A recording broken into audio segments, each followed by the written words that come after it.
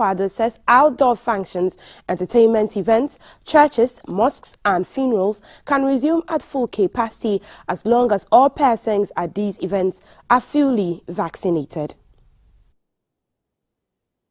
Monday, 28th March. The face mask is no longer mandatory. I encourage all of you, though, to continue to maintain enhanced hand hygiene practices and avoid overcrowded gatherings. All in-person activities, such as those that take place in churches, mosques, conferences, workshops, private parties and events, cinemas and theaters, may resume at full capacity as long as the audience and all participants are fully vaccinated. Hand washing and hand sanitizing points should be made available at these venues. At sporting events, entertainment spots, political rallies and funerals may resume at full capacity, again, as long as all persons at those events are fully vaccinated. Now, Ghana, as of March 25th, 2022, had 72 active cases of COVID-19, with over 13 million vaccine doses administered after experiencing 4 waves of the COVID-19 pandemic. Currently, all COVID-19 treatment centers across the country are empty. The government's target is to vaccinate 20 million Ghanaians by June 2022 to achieve herd immunity.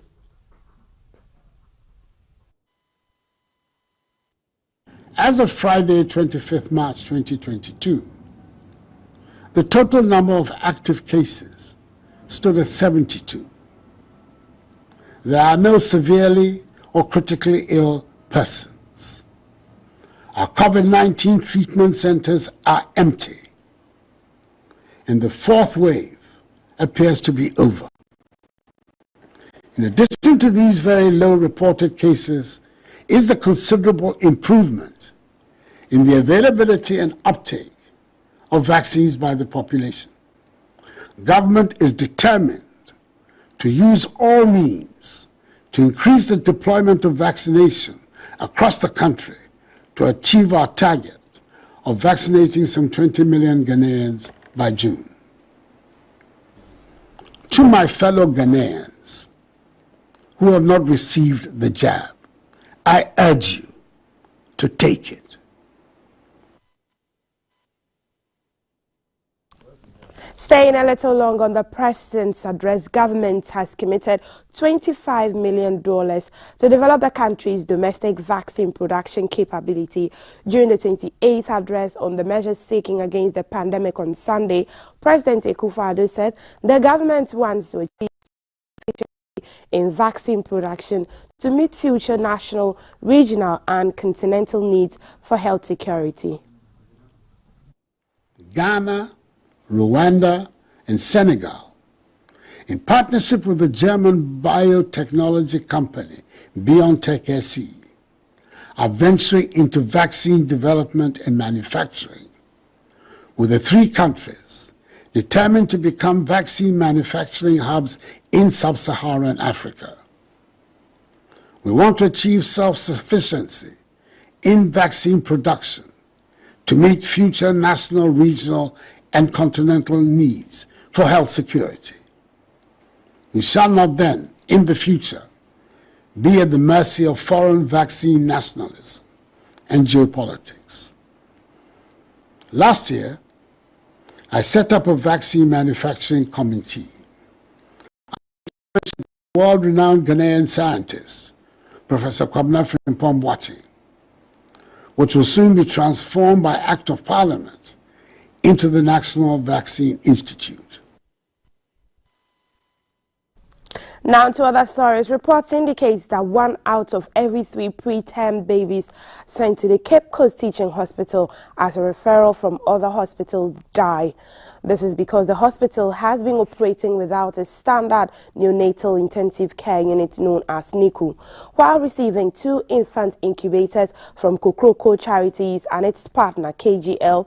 The CEO of the hospital, Dr. Eric Kofi Njedu, sent an SOS to organizations and philanthropists to come to their aid with such a facility to save the dying children. Neonatal Intensive Care Unit is a special unit in a hospital to manage babies born with special needs. Unfortunately, the Cape Coast Teaching Hospital, which is a referral hospital in charge of Central, Western and Western North and parts of Eastern regions, does not have the full complement of what makes a NICU.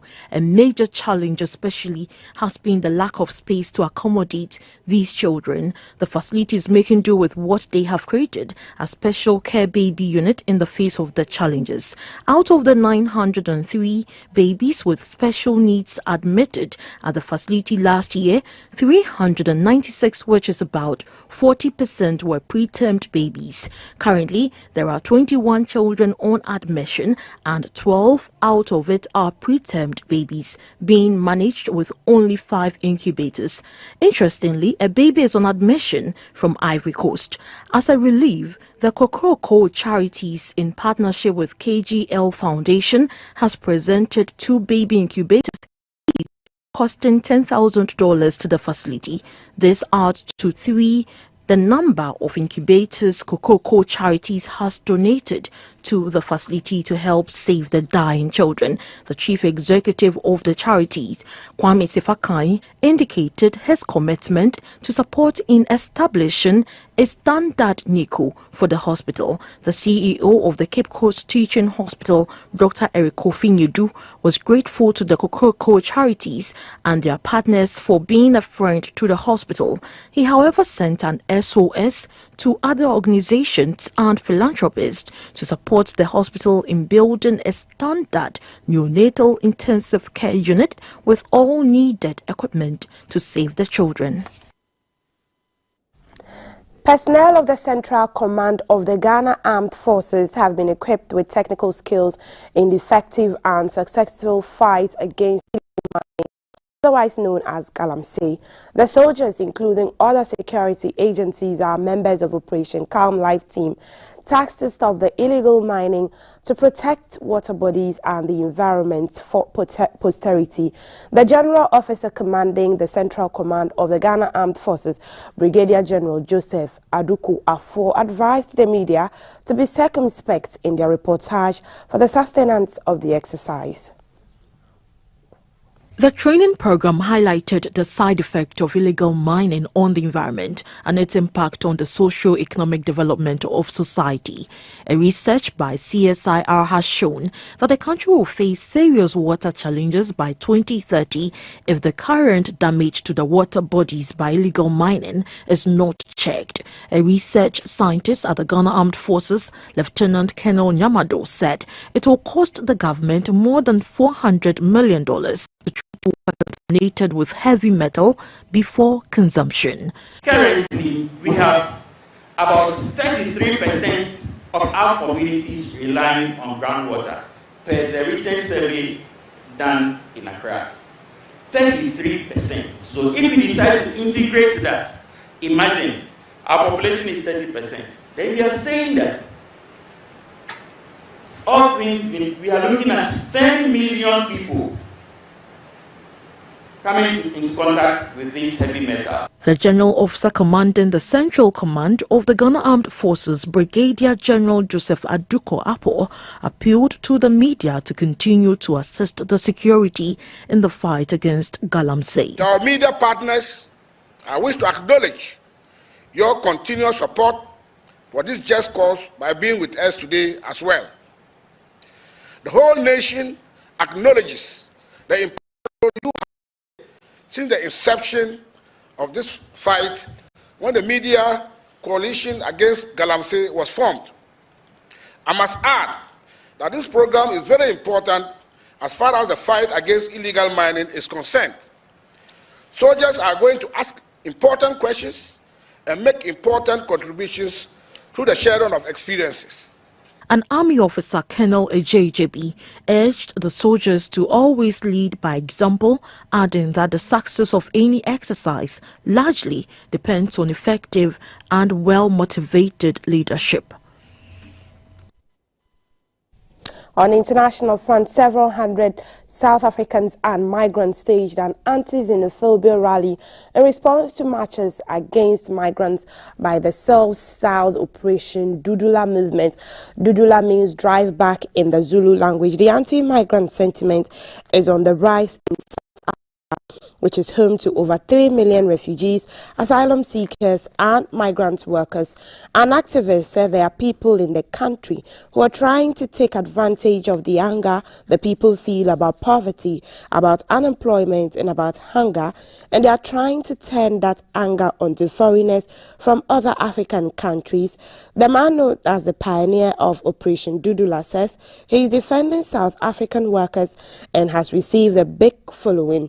Landlord Lamini was arrested by police on Thursday. South Africa is periodically plagued by xenophobic violence. Clashes broke out in 2015, 2016 and again in 2019. So far, Dudula's rallies have been peaceful.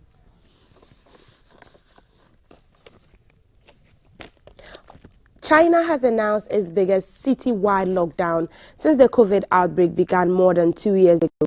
The city of Shanghai will be locked down in 2 stages over 9 days while authorities carry out COVID-19 testing. The important financial hub has battled a new wave of infections for nearly a month, although case numbers are not high by some international standards.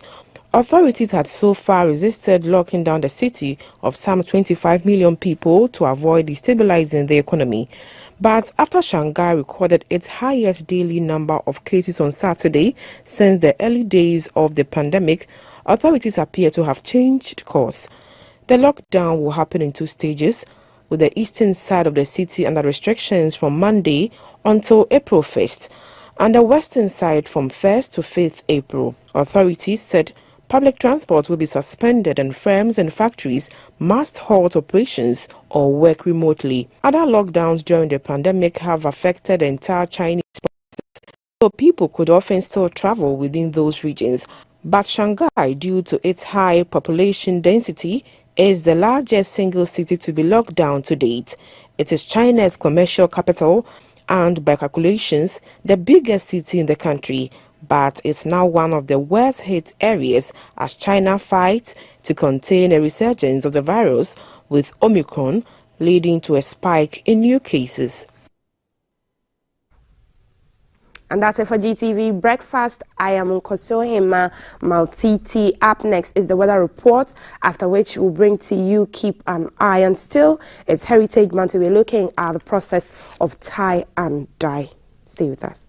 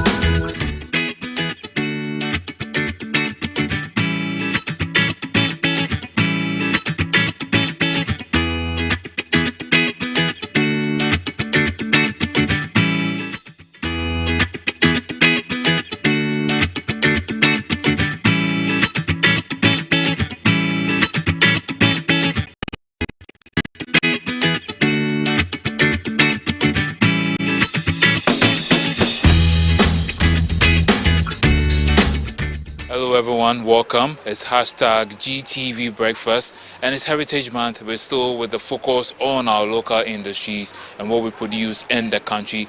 This time around, we're going to look at the tie and dye industry, and I'm here with Mr. Kwesi Dichi, who is going to take us through the process. So before you see your tie and dye merchandise out there, this is what it goes through. So stay with me and let Mr. Dichi take us through this process. Thank you. Mr. Dichi, morning. Yeah, good morning. Okay. How are you? Oh, okay. Take us away. Okay.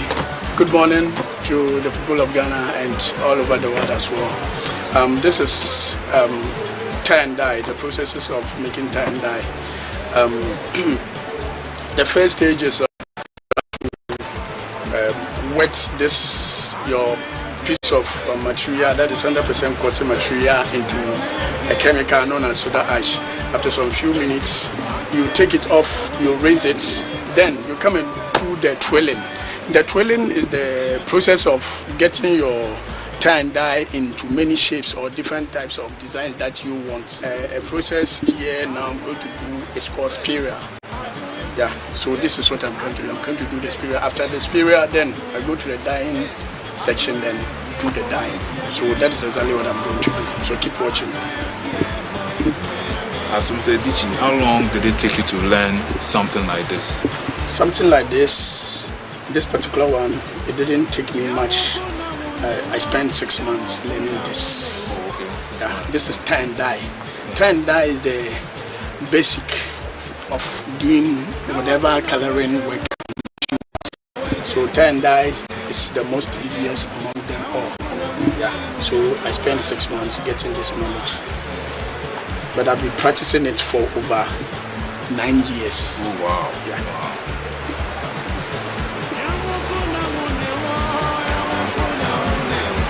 So after this process, you take your ties, you tie them tightly so that the designs will not shift. That's the main purpose of the tie, and you keep your design intact. Okay, so this is the tie. Yes. Before the dye. Before the dye. That is why we call it tie and dye. Oh, okay. But if you add the dye and the ties on it, will it not affect the dye, the color of the No, nothing affects it. Oh, okay. Even the tie is going to help the design to come out perfectly. It is now intact. Nothing can shift. So whatever color you put here or whatever, that color will be there. It will not be intermixed or whatever. Okay. Yeah. So this is it. Alright, so now we move to the next stage. Yeah. Thank you. So now we are going to the dyeing section. Mr. Dichi, we are talking about the reactiveness or the negativeness of the dye. But if that's the case, don't you need a nose mask or something? 100%. I need nose masks too.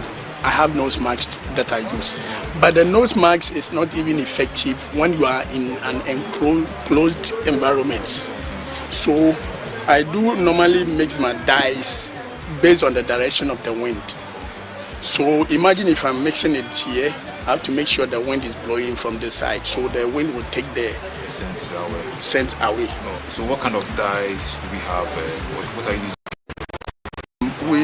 In tie and dye, we have 2 types of dyes in Ghana. We have various types of dyes, but not in Ghana. Ghana, we have only 2 types. And the 2 types are the reactive and the VAT. Okay. Yeah. What's the difference? The difference between the reactive and the dye, the VAT is is authentic. It takes the material, it doesn't bleed, but the reactive bleeds. Oh. This one is VAT dye. It doesn't bleed. You wash it over and over again. It doesn't bleed. And the only thing is you don't have to wash it with detergent. Okay. Detergent takes color out of materials. Okay, so whatever soap. normal soap, like key soap, sunlight, or that washing soaps, not detergents. Okay. Detergents are meant to take out dirt from whatever material it is. So the colors that we apply to the materials are like dirt. So if you are using detergent to wash them, then it means you want to take it out. I'm going to pour my dyes into my dyeing bottles. So this is yellow. Though this is not green, but the content is green. The content in it is red. It's red, yellow, and green separated.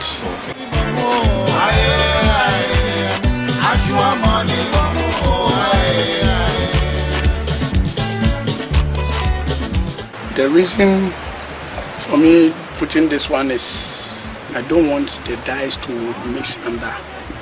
If you put it flat on the surface, it will mix under it. So that is why you put this so that it will drain downwards. This is dye mesh. This is known as dye mesh or dye nets. Okay. And then this one is a basin. This is a basin. Oh, okay. Yeah. So you have to separate them. And sometimes too, you can mix color. You can mix colors to get. So I have to turn it and dye the back also like this. Now it's done. I have to wait for some few minutes before I take the ties off. Oh, okay, okay. So it's done. After that, I have to wash it. And then that's it. Yeah. Okay, then let's wait for that. We'll wait for that process and then we'll be right back.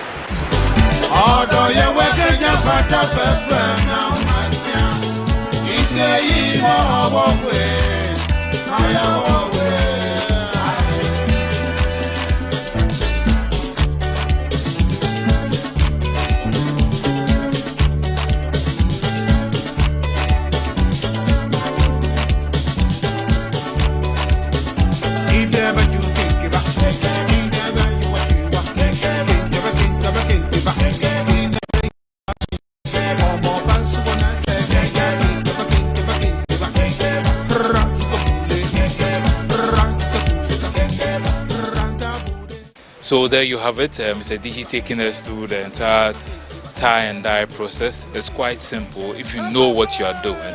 So with this shirt right here, with the colors, the red, yellow and the green and all, representing the Ghana's flag and all that.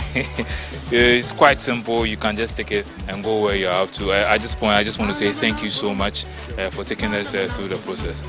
So this is what we have for you, celebrating our heritage, celebrating our local industries, celebrating Bai in Ghana. This is what we have for you. Back to you in the studio.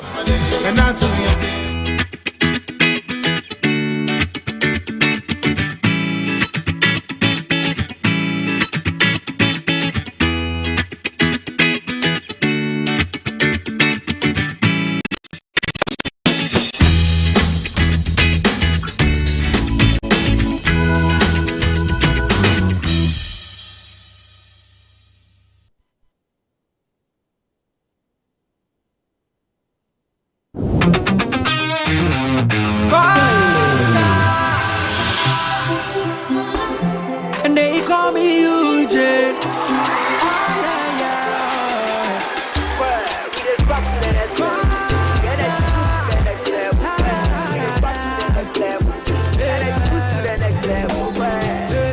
When you need a shoulder to cry, run on my pumping, so we try to suicide. Let bygone be bygone. I didn't see what the button gonna do. We go straight to start. And I gonna take you to next level. Oh my baby, oh yeah, yeah, yeah. The energy next level.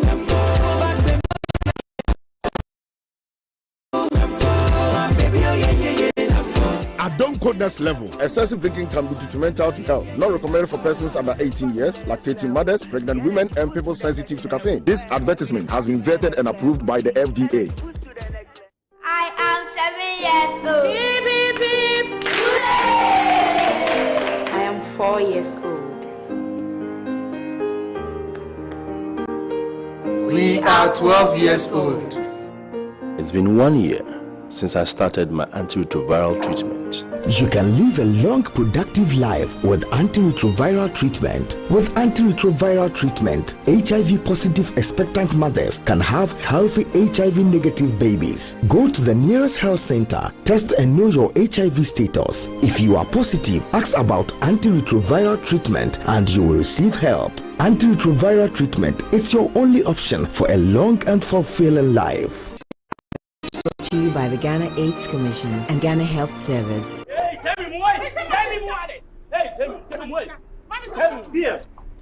Bema wa worry me. Watch me you come 1 week me say Oh. Now Yes. Boga, nade. Senior, name me any more cut down my business is a collapse my house banks. So won't take quick credit inka. Quick credit? Yes, quick credit. Who pesika? E dey start here you maybe. Who here bisia e dey atre odwadiem. Who a government and a private worker. Who pesika dey ate hot so. Who here bosumi adwuma. Who here sika dey bibi ntempai so. Quick credit be ma loan e mo atua ne kakra. Na enije sem kese ne say a collateral free loaner, susu, savings, account opening, and a deposit as MBL. You hear me say, Ghana card. 2022 year, 1 year Juma, now one hour young. Who need excuse here? Quick credit to 03022003990 and 099208833. Besina quick. the show wa eja oba ene nkonkron dim. The groom is sick. What? Malaria. Malaria.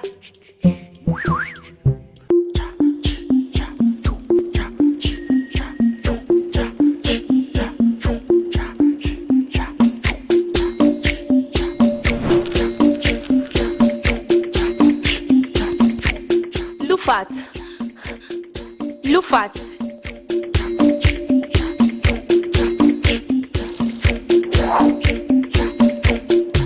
Injija woman malaria enka won to them. Lufat eye malaria drop ekope. And now you may kiss the bride.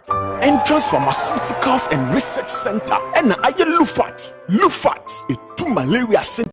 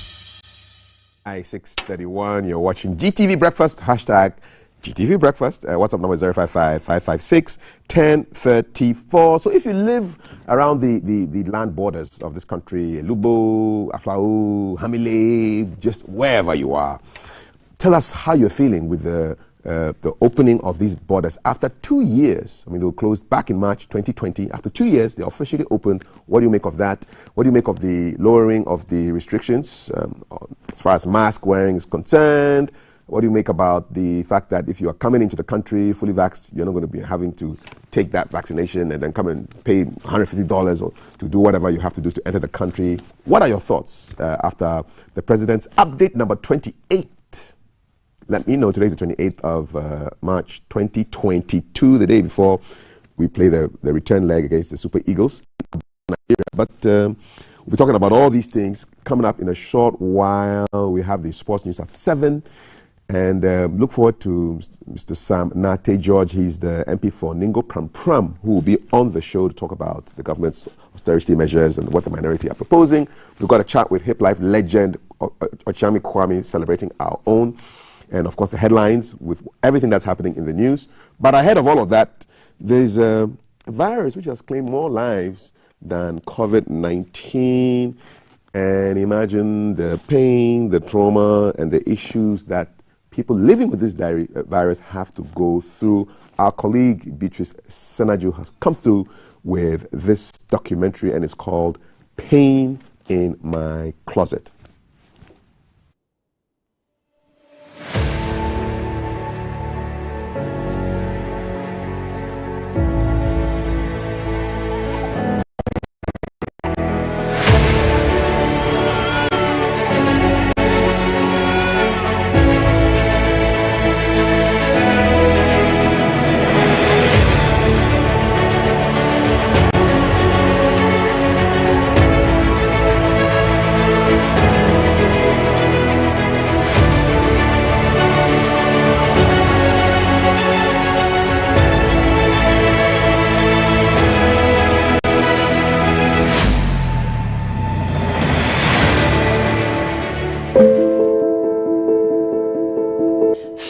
fault of theirs, they are born with the HIV virus.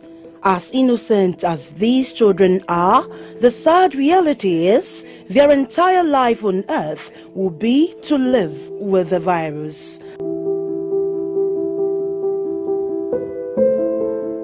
Unfortunately, most of these children lose their parents right after birth, and to make matters worse, they are often neglected by the family members of their dead parents upon knowing their HIV status.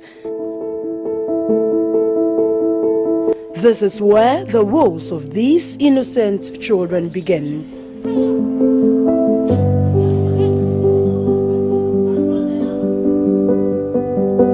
In putting this report together, I had to search through some parts of the city and rural Ghana before coming into contact with some of these children living with HIV.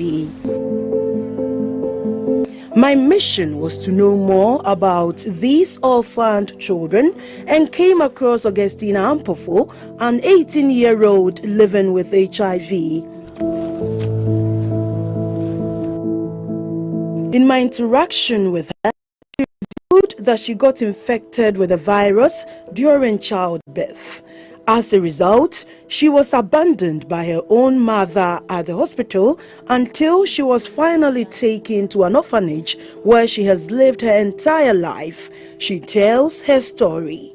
I was told when I was 15 years. Initially, I was taking the drugs and also, but I didn't know the reason why I was taking the drugs. So when I was 15 years, that's when I was told that this is the reason why you've been taking these drugs every day. I grilled Augustina on her knowledge of HIV and AIDS. Her answers were a clear indication that she is intelligent and well informed of the virus. When you say you're HIV positive, it means that you have the virus living in you. But when you say somebody is living with AIDS, it means the person has gone past the HIV stage, and now the person is in the A stage. The A stage is very dangerous because at that time, so many diseases. There's something we call drug resistance stage.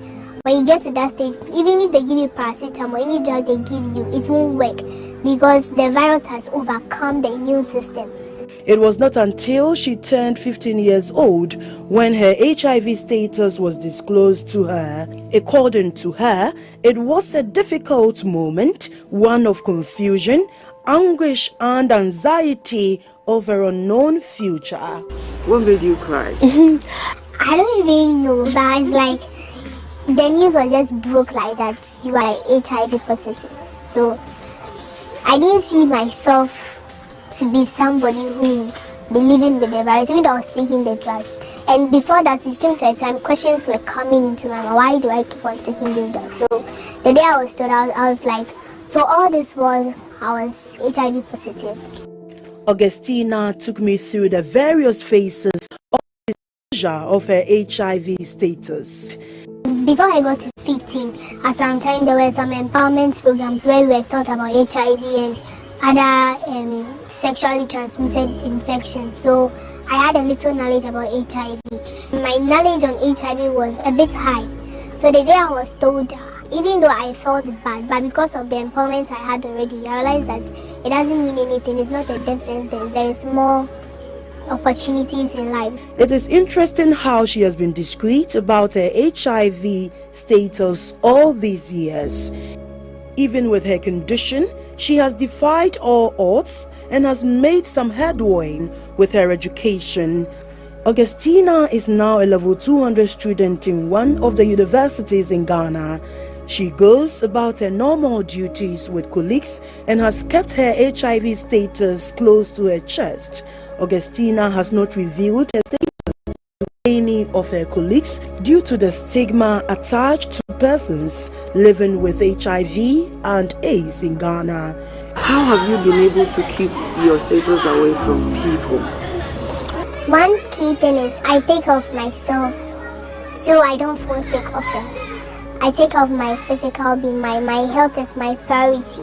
I make sure I take my drugs very well so that you wouldn't be looking at me and today I'm sick, tomorrow I'm sick, then some questions begin to come into your mind. And aside that too, whenever it's time for me to take my antiretroviral, I go to a private place. where nobody sees me. So once I'm healthy like any of them on campus and I hide to take my drugs, there is no way you have anything to suspect about me.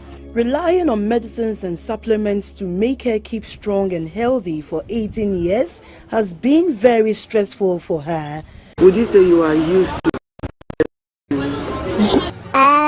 I would say yes, but the reason I'm saying that is because sometimes when you go to a hospital and you don't get the ones that you are taking, they normally say there's a shortage. So when they give you a different one, it takes some time for your system to adjust to it. During the first period of the drug intake, you have side effects. You'll be feeling dizzy. Some people even eat more often.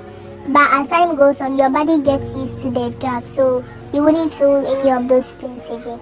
Listening to Augustina, it was obvious that she has grown to be a self-empowered and a wonder lady of her time. With her dream of becoming a French translator and lecturer in future, giving up is not an option. Give me a sentence in French. Je m'appelle Augustina Ampofo. Je suis 18 ans et je suis étudiant à l'Institut aux langues du Ghana. She has some fears. The fear is about getting someone who will understand you, who will know more about HIV. The way stigma is around you, it's difficult for you to get somebody who is ready to spend the rest of your life with you, knowing very well that you being together, it puts the person at risk. I know sometimes when you're going for a job, you do some medicals and they test for HIV without your notice. So my only fear is what if I also go to apply for a job and my medicals is being asked of, they take my blood sample and they test that unknowingly they test and the test shows that I'm positive. It means that they are not ready to accept me. They only accept me when the person understands it that HIV is not a death sentence. It's not transmittable once the individual protects him or herself. So that's my biggest fear. Brian Echampon, on the other hand, has also lived with HIV for the past 15 years. Just like Augustina, Brian was brought to the orphanage when he was just 1 month old. His caregiver has been his guardian angel for all these years. In education, in medical support, in about where I will sleep and how I will play with other people. He have made all things possible for me. And I pray that may the good Lord bless him and let all his heart desires come to pass. He lived in the dark for 12 years, not knowing he was HIV positive. He also didn't know that all the children at the orphanage were HIV positive. His status was finally disclosed to him 3 years ago. He tells me those moments were times of extreme difficulty. When I was 12 years, and my father told me that I'm positive, I was very sad. I didn't eat for 3 days. Until my father sat me down and told me about his story before I became okay. Brian says it is a lot of work living on medicines every day. He would be the happiest child if the routine of daily medicines to survive was over, but unfortunately, his very survival on earth depends on the medication. Sometimes even I stop taking the medicine and I'll get ill, and my father will send me to the hospital to go and do a blood test, and they will check and they will say the virus is high. So, but sometimes too, if I take it, I'll be feeling dizzy. So sometimes I will stop and I will start again, and it causes a problem. And the doctor talked to me and I stopped that thing. Just like Augustina, Brian has been able to keep his HIV status a secret for fear of stigmatization. He says it is born out of a bizarre experience where his status was leaked years ago by his teacher. My father told one of the teachers, and the teacher spread it to the other teachers. And they started stigmatizing those who are like me and one of my brother. We were in the school, so they started stigmatizing us. And our father put stop to it. So we stopped that school and we went to another school. Brian Echampon is a JHS leaver awaiting results into one of the senior high schools in the city. He dreams of becoming a doctor in future, but fear of the unknown haunts him every day. Most of the job, you have to do tests before they will take you. So I'm afraid whether if I go and do the test and they say I'm positive, they will prevent me from doing the job. Brian also dreams of becoming a caregiver to other children living with HIV. I want to make a big offering than the way my father has done. I want to make big ones so that I can bring more positive ones, so that I can also train them like the way my father is doing. As orphans living with HIV, Augustina and Brian recounts the painful truth of not knowing their biological parents and siblings. I feel very bad because I don't even know whether I have a sister or a brother. So I feel very bad and sad. Every day I'll be crying. And I want to have a family where I can see my own brother, my sister, and my mother and my father. Sometimes I feel, let's say, disappointed in my life, that I don't know anybody and nobody who has come to say you are this. But I feel happy that there are so many people out there who don't even get it as I have gotten it. So I feel happy and I comfort myself. There is hope. Once I'm alive, there is hope. After hearing the story of Augustina and Brian, I set off to find their caregiver. I met with Reverend John Azuma, who is a pastor and an HIV heart-to-heart campaign ambassador. He has been taking care of children living with HIV for the past 7 years. He started the home for orphaned children living with HIV with his wife, Mrs. Azuma, who is now deceased. This is his story. When we were first diagnosed at the General Hospital, it came with a lot of stigma. I was sacked from my church because I'm HIV positive. My children cannot buy food stuff. People believe even there is AIDS in the money. A lot of issues happen. And finally, even sacked from home, from a rented place. This is the pressure from the other tenant to the landlord is that me and my wife and my children are living with HIV, so he should sack us. And we have been sacked. So it has been very tough, but the Lord has been good. After we got the antiretroviral and we took it and we are strong, together with my late wife, we decided that no, there are too much false rumors about in our community. So let's come out publicly to use ourselves as an example to educate the public. So through the story sharing, then the home was born. Reverend Azuma has 58 children living with HIV under his care.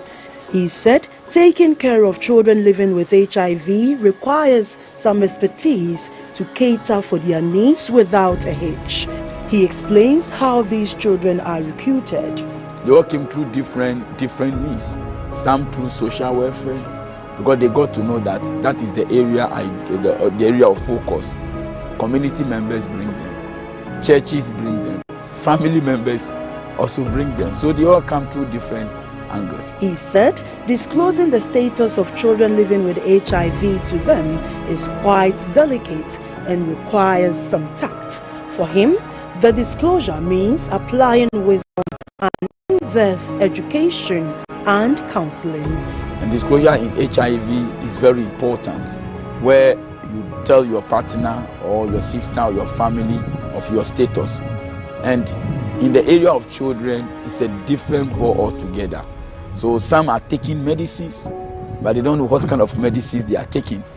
Yes, because one, they are too young to be told. He doesn't understand anything about HIV. So we will be surprised that you could even go to school and tell the friends that, hey, my daddy say I am HIV. And you see, you know the trouble that it will bring. Reverend Azuma is unhappy about how people living with HIV and AIDS, especially children, are stigmatized. He believes that the stigma associated with persons living with HIV and AIDS is deadlier than the virus. HIV have a very bad psychological effect with the virus, and especially on children. So I will urge the community that let's show love, let's show we care, let's show acceptance to persons living with HIV, especially children. Imagine you are an orphan and living with HIV. How will you feel like? How will it be like for you? So their psychological aspect is a very bad one, and we need to rather encourage. So over here, it's a home. We blend everything together. He admitted that the daily medications are draining on the children, and so he has adopted a creative way of administering the medicines to these children. Most children here, what we can remember is, we don't even say medicine. We have our own names for it. We don't want to look at medicine, in quote. No, we have a different things. Candy, my candy. So we all know what our candy is. For us, our candy is the medicine. It's a lifetime medicine. So definitely there will be fatigue here and there. And you see, in general, whether you are HIV or not, you are HIV, taking medicine is not easy. And in this case, now you are in the shoe that you must take it. Yeah, children all over the world get tired. He says having an orphanage for children living with HIV was not part of his plan, but as fate will have it, he is now a father figure to many children. He feeds, clothes, and educates all the 58 children living with this condition under his care without any assistance from government. I never dreamed to bring these children together. It is out of the campaign and the pressure on me and the community that people are calling you every day for a child, and as a man of God is to accept them. Now accepting them is one, feeding and taking care of them is also another, but the Lord has been good. The National AIDS Control Program, NACP, is the technical lead agency in the health sector's response to HIV and AIDS in Ghana. Its mandate is to deliver the package of services to prevent new HIV infections, provide comprehensive package for HIV treatment, care and support services for all, and generate strategic information for decision making, planning and policy implementation of HIV infections. So the question is, how has NACP contributed to the welfare of children living with HIV? Gone were the days where everybody felt that once the mother is positive, automatically positive. So there were a lot of cases of people being abandoned babies because the mothers had assumed out of ignorance that their babies were automatically positive. We needed to improve the education on this for people to stop that. That was the first thing we did. The second thing was to intervene at different levels so that even if you are a baby born to a positive mother, your risk of getting the infection is minimized significantly. So we introduced what we call the prevention of mother-to-child transmission services. The whole idea is that we want to make sure that the baby who can easily get the HIV from the mother, who is innocent, okay, is the mother who got it, is safe. Statistics from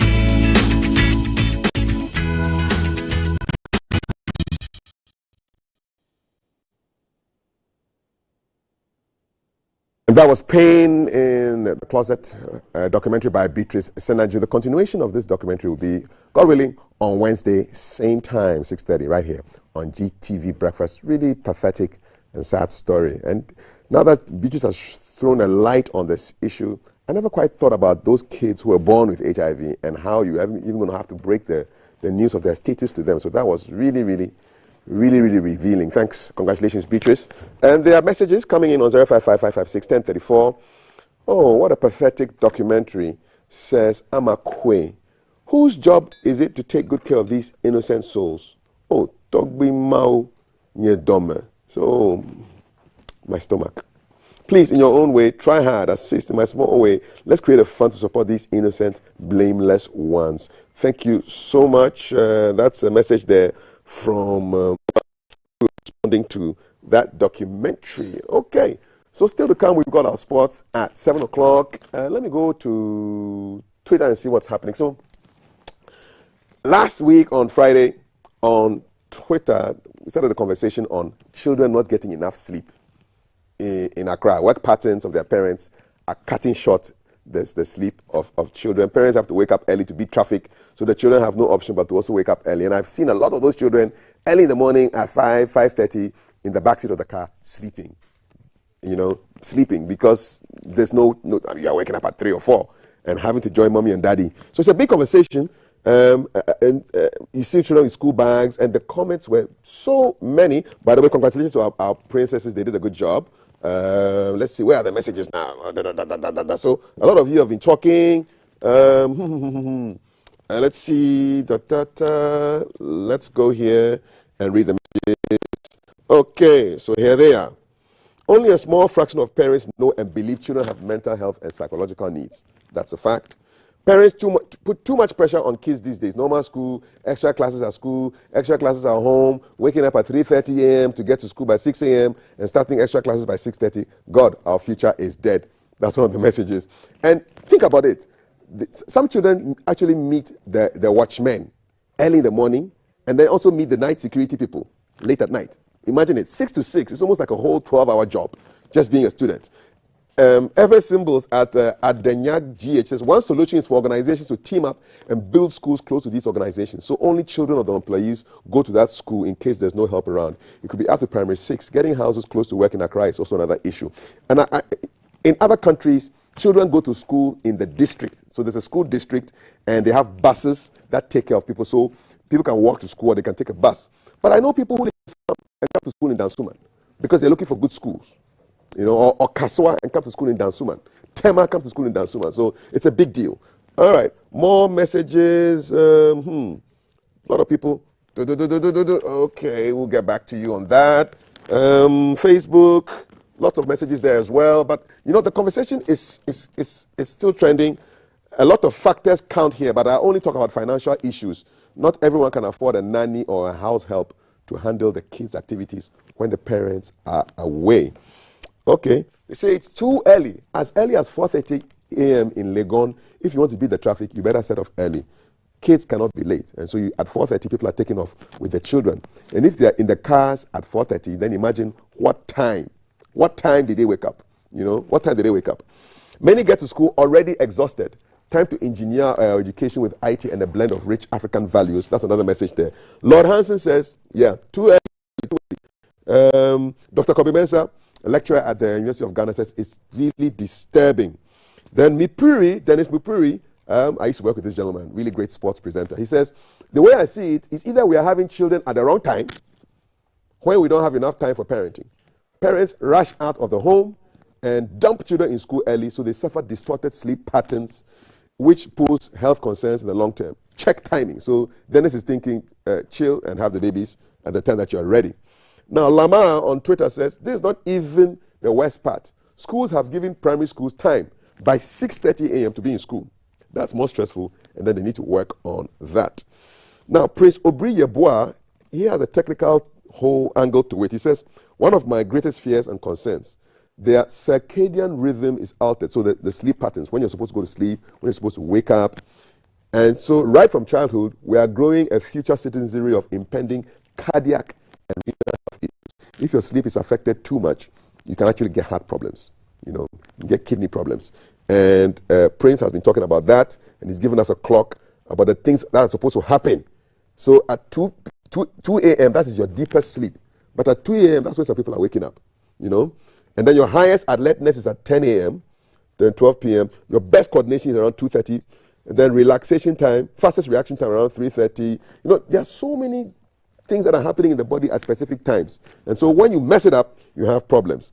As for Ma Noble, says, Yao Pebi, he's jumping on this as well. Dr. Yao Pebi, he says, not good long-term on many levels, non-optimal brain development, not the least of them. And that's our future leadership, 30 years. Families need to determine what residential, job, school, and church arrangements work for the family. And for that, not the other way around. So you have to find out what works for the family and then make decisions to work. I remember some time back, we used to live in Tema, and then wife was working in Accra, and I was working in Accra. So we wake up early, drop the children in school, go all the way to Accra, and then come back late at night, and you are driving and you are sleeping on the road. So these are really, really serious issues. The conversation continues on how we can make sure that our children grow up in the right environment. Lots of conversations. We need to have schools, good schools in every part of this country, really, so that you don't have to move from Nsawam to come to Dansoman just for an education. Conversations continue on WhatsApp 055-556-1034. This is hashtag GTV Breakfast. We've got issues on the land border coming up, and MP for Ningo Prampram, Sam George, will be here as well, and then Ochami Kwame will sit down with Valerie. But before that, we're going for our sports news, and here comes Maltiti, who is going to tell us about all the sports that you may not have covered throughout the week. Maltiti up next with sports, breakfast sports.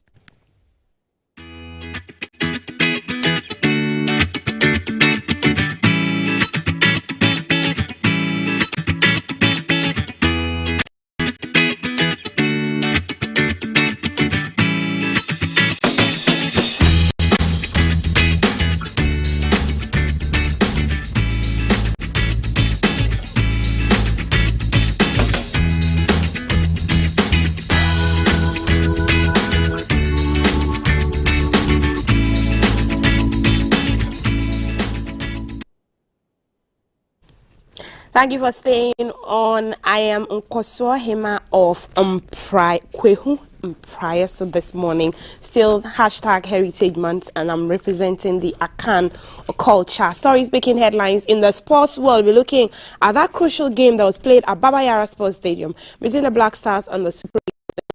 How Black Princesses were able to trash Ethiopia in that game. Also, we'll be looking at the Ghana Premier League and on the foreign front, the EPL, among other stories. Let's start off with the second leg matches of the Qatar 2022 World Cup qualifier playoffs will take place tomorrow. Now, all 5 matches will be live on Ghana Broadcasting Corporation TV channels, GTV and GTV Sports Plus, as well as Ubuntu TV and Garden City TV in Kumasi. There will also be live commentary on Radio Ghana and Unique FM 95.7. So be sure to join us on these channels on GTV, GTV Sports Plus, Ubuntu TV, Garden City TV in Kumasi, Unique FM and Radio Ghana. And the matches that will be coming up are Nigeria and Ghana. That's in the second leg at 3 p.m. on Tuesday. Tomorrow we have Tunisia taking on Mali at 7 p.m. This will all be live on GTV and GTV Sports Plus, Ubuntu TV, Garden City TV. Senegal will take on Egypt at 10:30 p.m. That's a delayed game there. Algeria will clash horns with Cameroon at 7 p.m. on GTV Sports Plus, Garden City TV, Ubuntu TV, and GTV. Morocco will also lock horns with DR Congo at 7 p.m. And there will be radio commentary live on Unique FM 95.7 and Radio Ghana. So do be sure to watch out for these games on all our channels. Now, the Black Stars of Ghana will leave Accra for Abuja today to prepare ahead of their crucial second leg playoff against Nigeria for the Qatar 2022 World Cup. The team, upon arrival, will train the 24 hours before the game, as stipulated by the competition's regulations by CAF and FIFA. The Black Stars held their final training session in Kumasi yesterday after their goalless draw. On Friday, after their goalless draw game with the Super Eagles at the Baba Yara Stadium last Friday, before emplaning to Abuja for the crucial second leg tomorrow.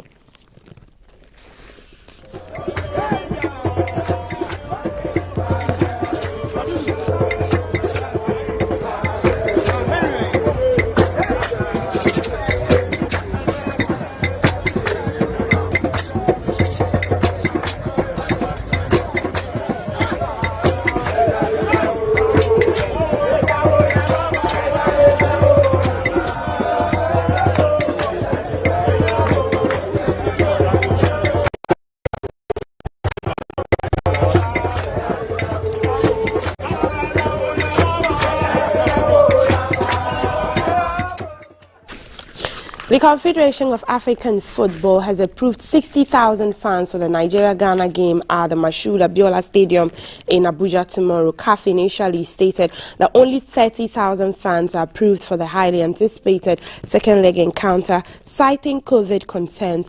But just a day to the game, CAF approved Nigeria's request to admit full capacity, 20,000 more of the Baba Yara Sports Stadium's capacity.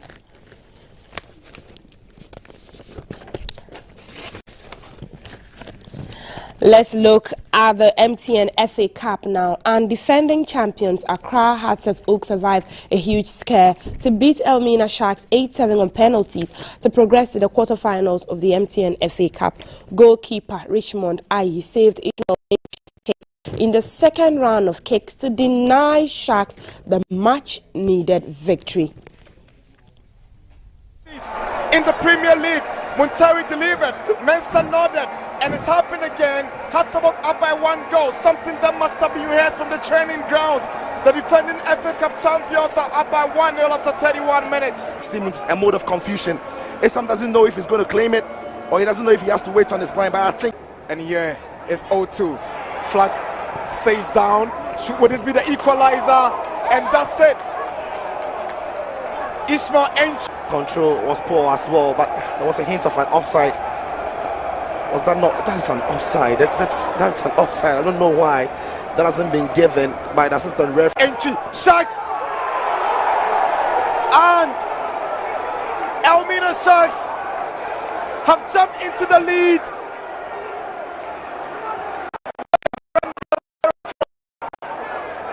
Goalkeeper, dejected face of Samuel Bodu tells the story. With some 12 minutes to go, Hearts of Oak have a lot to play for. What an incredible story developing here. It's Entry, whose shot is not the best. You should be collecting this. It's a given that every goalkeeper should be collecting. Bits into the ball by Ansaboche. Here is Awako. Razak. Barnier. Razak goes down. Is a penalty.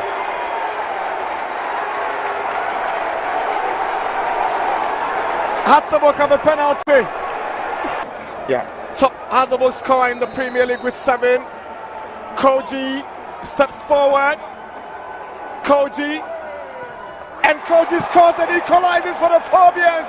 Hatzabok are back in business. It is MTN FA Cup match. That's a brilliant save by him.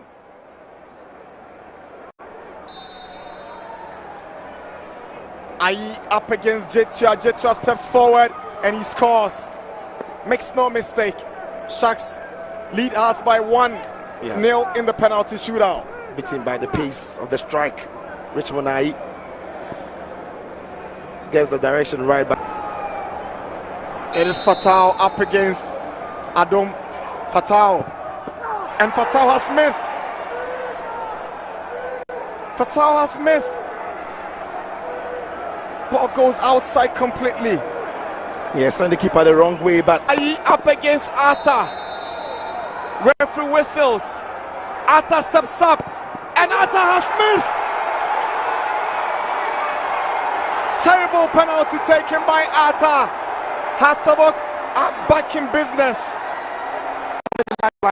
I have absolutely no words to describe how poor this sport kicker to Ayi. He's done his bit. saved 2 penalties. It's Ansaboche up against Adom. Asaboche. And Ansa scores in the Premier League last season. Can he score the goal that takes Sharks to the quarterfinals of the MTN FA Cup? Is it Tahir Mensah? Saved by Ayi. What a night. Again, very good spot. Maxon Adom, 2 goalkeepers. 1 on the other side to receive, 1 to score. It's Adom, and he scores really well. Ishmael Entry, he scored twice against Richmond Ayi. In other matches on Sunday, Bechem United beat Kumawuman by 4-2. Adriana-based Brekum Chelsea by 1-0. Sky beat Heart of Lions by 1-0. Obusia Dwarfs were beaten Royals by 1-0. On Saturday, King Faisal beat the Lions of the North RTU by 4-2. Legon Cities and Dreams, it was a 0-0 and 4-2 on penalties. Tamale City beat Young Apostles 5-2. These were the games in the FA Cup that were played over the weekend as well. Now to issues that is making us so proud this morning. The Black Princesses of Ghana beat Ethiopia 2-1 to qualify to the finals of the 2022 FIFA Under-20 Women's World Cup in Costa Rica. The ladies seal a 5-1 aggregate win after beating Ethiopia 3-0 in Addis Ababa a fortnight ago. The Princesses are joining 15 other countries for this year's tournament. Let's look at the highlights. Coming live from the capital, this is the Breakfast Show.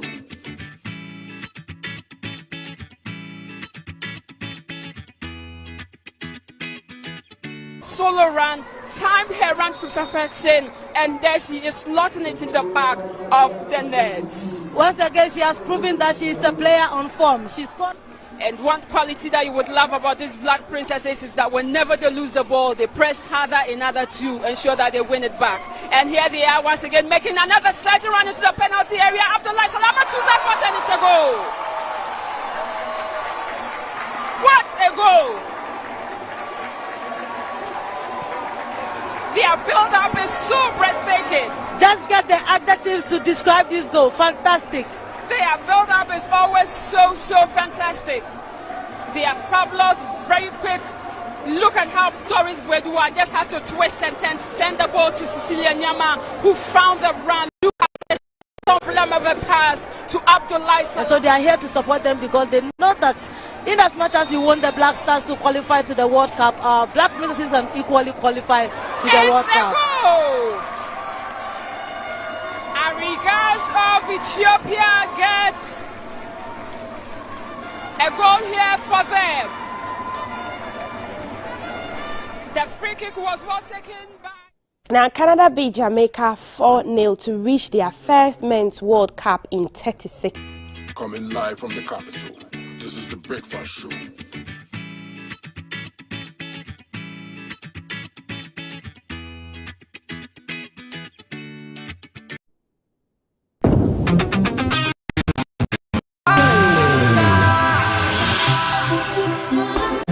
And they call me UJ.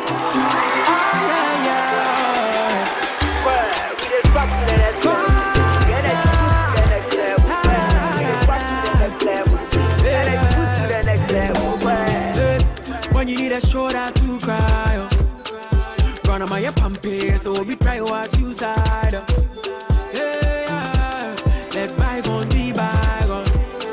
I didn't see what the bottom gonna do, we go straight to start. And I gonna take you to next level. My baby, oh yeah. The energy next level. Back baby, oh yeah. I'll take you to next level. My baby, oh yeah. I don't code next level. Excessive drinking can be detrimental to health. Not recommended for persons under 18 years, lactating mothers.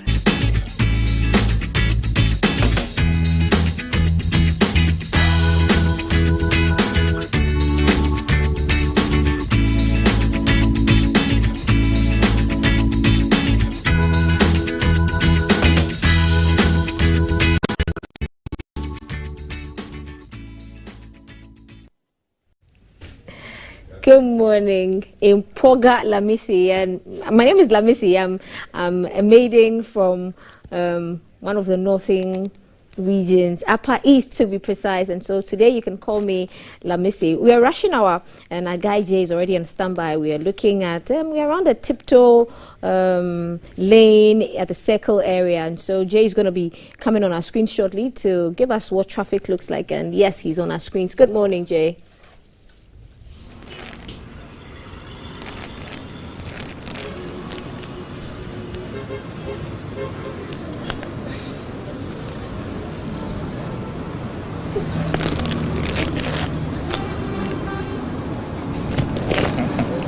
Good morning, Lamisi. Welcome everyone to this side of town. A lot of things happening this morning. It's a beautiful day. And I just want to say hello to you all and welcome to this side. It's Monday morning, and that bicycle rider took this opportunity to do what he just did. Some people woke up and chose violence. So a lot of things happening this morning, and then I know for a lot of people they are wondering what's happening with Will Smith. If you are not aware, the Oscars happened last night, and while Chris Rock was monologuing, he mentioned Will Smith's wife, and apparently Will wasn't happy about the fact that he was talking about Jada, so there was a little slap situation. And then he goes on to win Best Actor. A lot of dramatic events. So we just want to remember Denzel's advice to Will Smith: when you're at the top, that's when the devil comes for you. So please be aware. So now that we are rushing now, I just want to let people know, if you're in traffic, please just slow down, have some patience. It's just for a few minutes and then you're on your way. So this morning I'm at the Circle, close to Tiptoe Lane, and behind me is the Vodafone bus stop. From here, you're heading towards Accra Central, and if you move towards the slight right, that's when you're heading towards Akweje Interchange, Obechi-Bilante Circle, and of course the New Plant Station.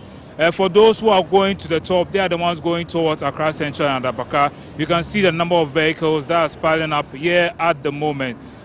Some people, we can tell that it's because of the bus stop just over there, because of the way the vehicles are stopping. That's why it creates some kind of jam when vehicles get to this side. So especially for those who are turning slight right and heading perhaps towards Awudome or heading towards Kaneshi, that's where the struggle is, and sometimes the traffic backs up for a while, especially for those who are coming from Achimota and all that. And so if you look on the opposite side, you can tell for those coming from Adabaka, those coming from Circle, there isn't that much to see. It's just that you realize there are a lot of passengers who are trying to board vehicles, and even at the moment you see the police trying to help and at the home of affairs, directing traffic. So now we'll turn our attention towards the Tiptoe Lane for those who are heading towards Accra Newtown. And you know, presently, there isn't that much traffic for those coming from that side. There isn't that much traffic that you face if you are using that side this morning. And you realize that there are also Central Municipal Assembly is on the job. There have been some rubbish that has been piling up over the week, and then this morning they are here collecting the rubbish. And you can tell Operation Clean Your Frontage is also on operation, because the crowd you usually see here in terms of hawkers, you are not seeing them presently here this morning. So for those heading towards Achimota, Taifa, Dome, Kokomlemle, in the opposite direction, you realize there isn't that much traffic. But for those who are coming from that area, you see a lot of vehicles who are parked here because of the traffic light. So it wouldn't stay so much in this, so I wouldn't say avoid this side entirely if you know an alternative route. But this side is the fastest at the moment, so please stay here. Don't avoid to dodge, or don't try to dodge on it, unless you know, or you're not coming in this direction, you know a faster route. So in terms of rush hour, the traffic watch this morning, this is what we have for you. Lamisi, back to you. Thank you, Jay. So that's our report from Jay, and he came to us from Tiptoe Lane in Circle.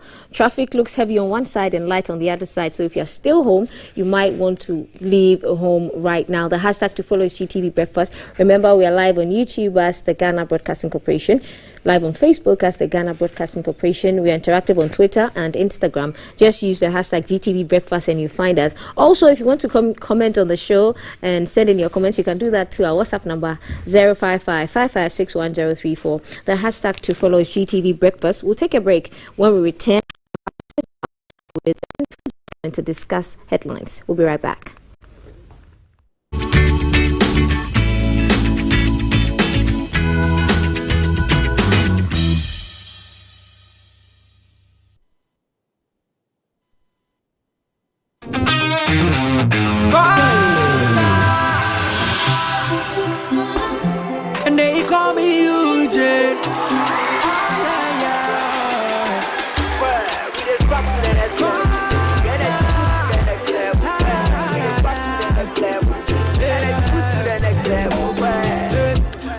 a shoulder to cry. Run on my pumping, so we try was suicide. Yeah, let bygone be bygone. I didn't see what I'm gonna do. We go straight to stardom. I'm gonna take you to next level. Oh, baby, oh yeah. The energy next level.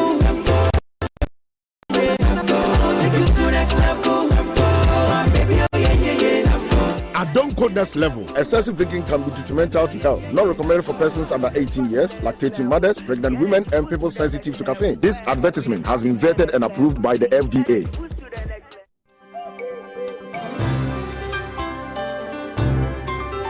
Oh, today he has been extra sweet, and the way he looks at me. I have done everything by the book. It's on. Hey, but I have to get some condoms, Charlie.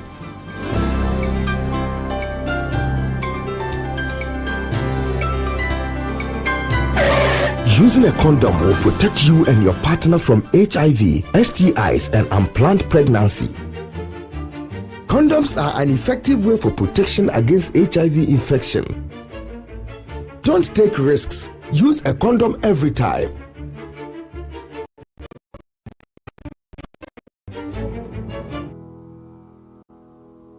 Always come prepared. This advert is brought to you by the Ghana AIDS Commission and Ghana Health Service. The build-up to Qatar 2022 FIFA World Cup is here. The deciders for the 5 teams to represent Africa comes up between 25th March and 29th March 2022. It's Ghana versus Nigeria, Friday 25th March.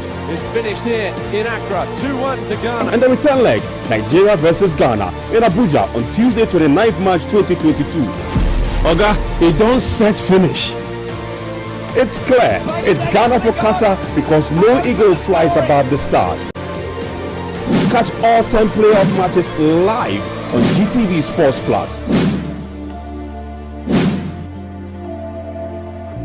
Remember, coming live from the capital, this is the Breakfast Show.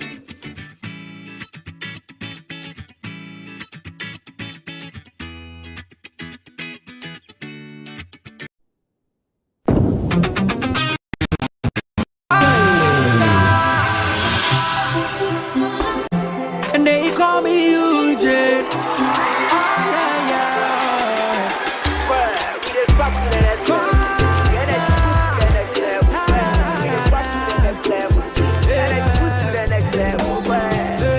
When you need a shoulder to cry.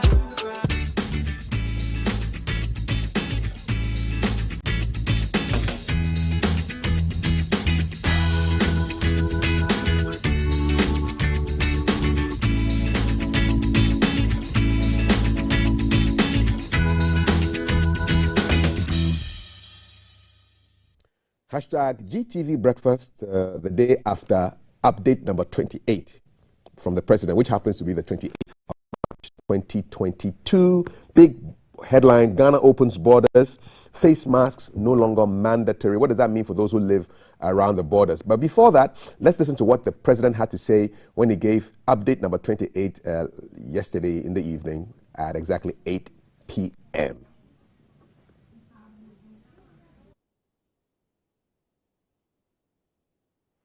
As from tomorrow, Monday, the 28th March, all land and sea borders will be opened.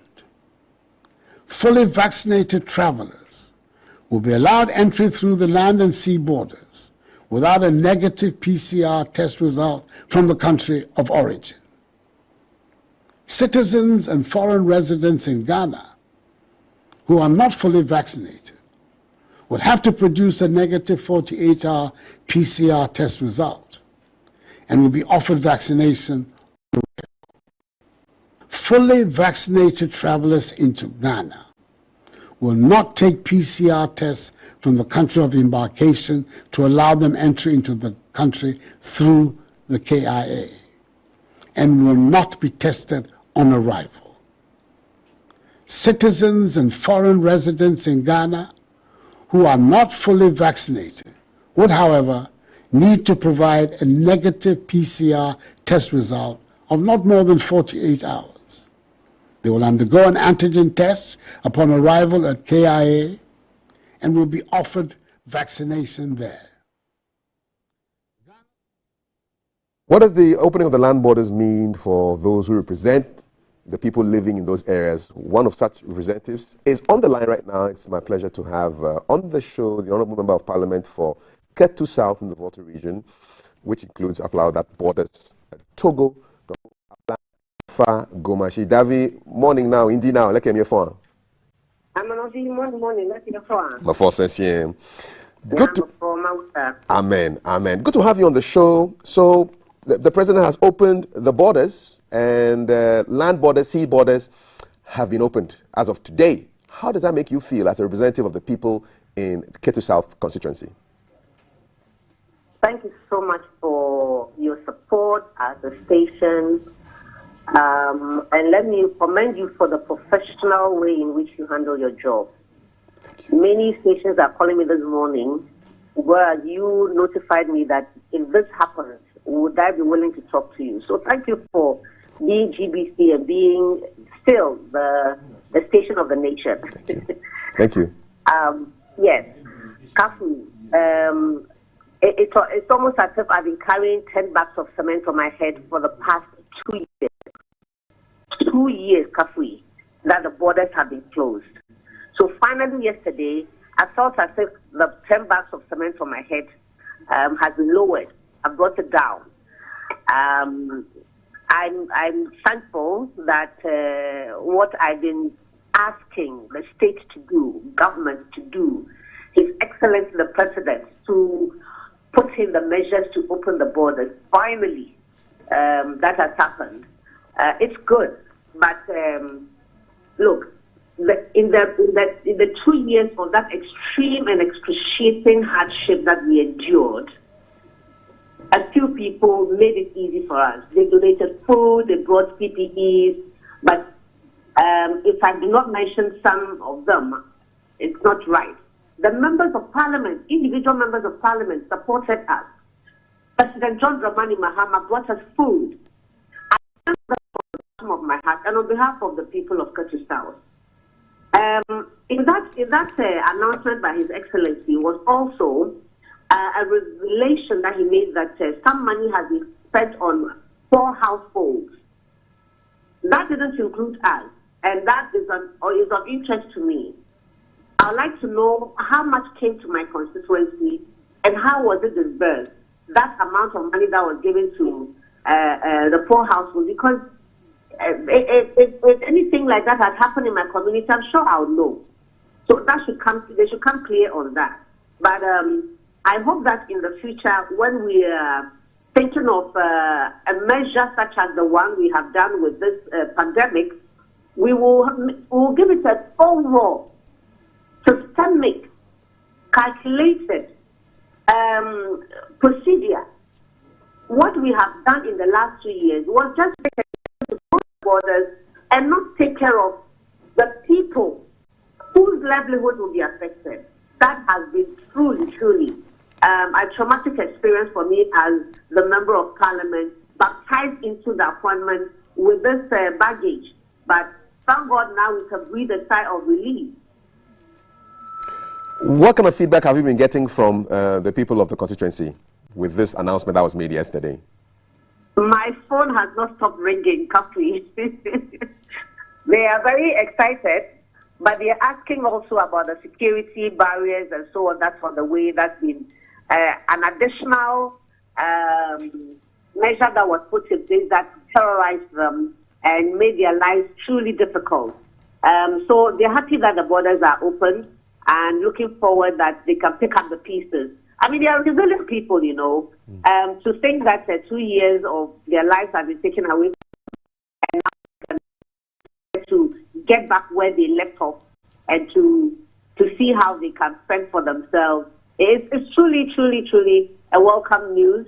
And I'm hoping that the business community that used to take advantage of the borders will come so that the ordinary ones who fry yams and sell banana and granuts can also be able to, earn a living once again. So they're really excited about it. Can you understand the reasoning behind the closing of these borders that the Interior Ministry and probably the Ghana Health Service gave, which necessitated the closure of the borders? You know, can you understand the reasoning behind it now that it's over? Looking back. No, I can't. I can't, Kafi. I can't. Look, at every time, there's one reason that was given. Anytime you ask a question about why the borders were closed, one reason or the other was given. It's terrorism, it's COVID, there was a third one, which I can't remember top of my head now. But look, if it is any of these things, was just the draconian decision to close the borders, was that the only thing we could have done? Was that the only thing we could have done? Looking back, what would you have suggested, though? What would you have suggested? What would you have suggested aside of the closure of the borders? So, if it's COVID, I would have said that the measures that were put in place for the airport, something of a minimum could have been done at the borders. Some kind of protocol could have been done at the borders to allow the people to move in and out of the place. As I say, people did it underground. Those who could afford it, because they were charging people at the borders, and so people who could afford it were crossing. My complaint has been that is excluding those who cannot afford to be collected. The other thing is, if it is terrorism, shouldn't we have sat down as leaders of the community and the state security agencies? Should the member of parliament not have been briefed on what I should look out for? What help would I have given the security agencies? Or is it that there's such a disconnect between local government, parliament, and the states? Is there such a disconnect that we cannot even share information amongst ourselves? As a deputy minister of state under John Dramani Mahama, the ministry in which I served was a cabinet ministry. So when the minister was not available, I was allowed in there if there was anything to be said about the ministry. So you cannot take that appointment and that of the members of parliament for granted and take those decisions if it's security in anything. I don't think that any of the members of parliament who have borders in their communities were engaged on any security matter. Why is that so? How about the regional minister? Did you have any engagement with the regional minister the entire duration of this closure of the land border? I asked the regional minister what was in it for us when the lockdown in Accra and Kumasi received food. I said, but we are also under some kind of lockdown. In fact, we've been locked down for 2 years. What intervention? And I keep hearing that some money has been said, some money has been said. How was the money used? And the member of parliament is not aware. How was it used? What did the regional minister say in response to your question? They're working on it. Just like the interior minister will come and say, for example, that if I want to travel, I should write a letter to him, and then we members of parliament can go to Togo if you want to, or any other land borders. I mean, the responses were not what you expected if it was COVID and if it was security. I mean, it was so uncoordinated. So will the reasons were not comforting. So you couldn't even tell if I went on radio, for example, I couldn't have shared those kinds of information on radio because they didn't address anything that I wanted addressed. So looking forward now that today is day one of the reopening of the borders, I'm sure everybody's excited. What are you expecting to happen? Are you going to follow that money and get your share for Ketu South? I'm so interested in finding out how the money was shared and who took ours. I will be following our coffee. I assure you of that. Brief message for your people in Nava so they know exactly what's going on. I am super grateful, Kafi. For the Kokata, Mani Bananindia, Madakana Sojabo, Unag Banukanani, Duplola, Yedak Babana, Ovudia, over Machibla, Magala, Vadian and Amau, Gaka, no loa ablefa.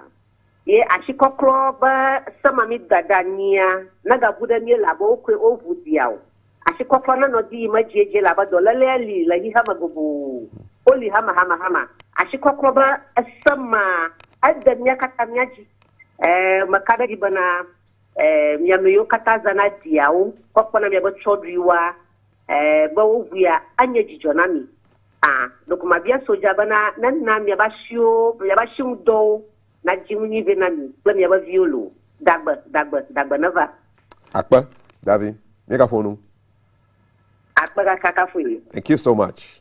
And that's the Honorable Abla Jifa Gomashi, Member of Parliament for Ketu South. And brief translation, she was basically thanking, just letting her people know, constituents know that the still keep on with the COVID protocols, make sure that the washing of hands and the distancing as much as possible continues in spite of everything that has gone down with update number 28 that the president delivered yesterday. What are your thoughts if you live at any of the border areas to the west of our country, to the north and to the east? Would love to hear from you. 055-556-1034. We will get to one of our colleagues also who will give us a sense of exactly what is happening. He is actually at the Aflao border, and he'll give us a sense of exactly what is happening. When I get through to Ejona Francis Mensah of GBC Online, we'll let you know exactly how that goes. My guests in the studio are Bernard Odro Techi. He's a regional coordinator for the Commonwealth Alliance for Young Entrepreneurs, West Africa, and Dr. Kweku Anani Jinde. He's a corporate governance expert and a lecturer at GIMPA and at UPSA. Gentlemen, good morning to you. It's really good to have you here. And I hope you get restful, Dr.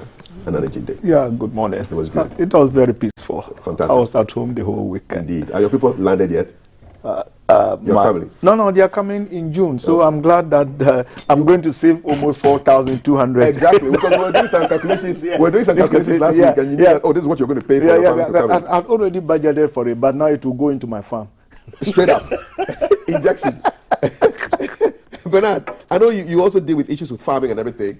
How was your weekend? How are you today? Kafai, let me say good morning to your viewers and your listeners. I'm one of the most happiest people who patronize GBC and for that matter this show. Remember last week I spoke about the COVID test for fully vaccinated travelers. Exactly. And let me commend this show and the president of Ghana. I made a very bold stand that it was a complete rip-off, and I still stand by that statement. Dog had a different way of expressing the same content.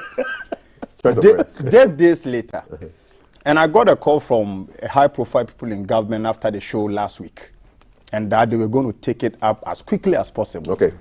Just 6 days after the show, the government and the president has responded to it. Which is really good. Positive. That means that our voices are going far. Awesome. And that also means that the show is respectable.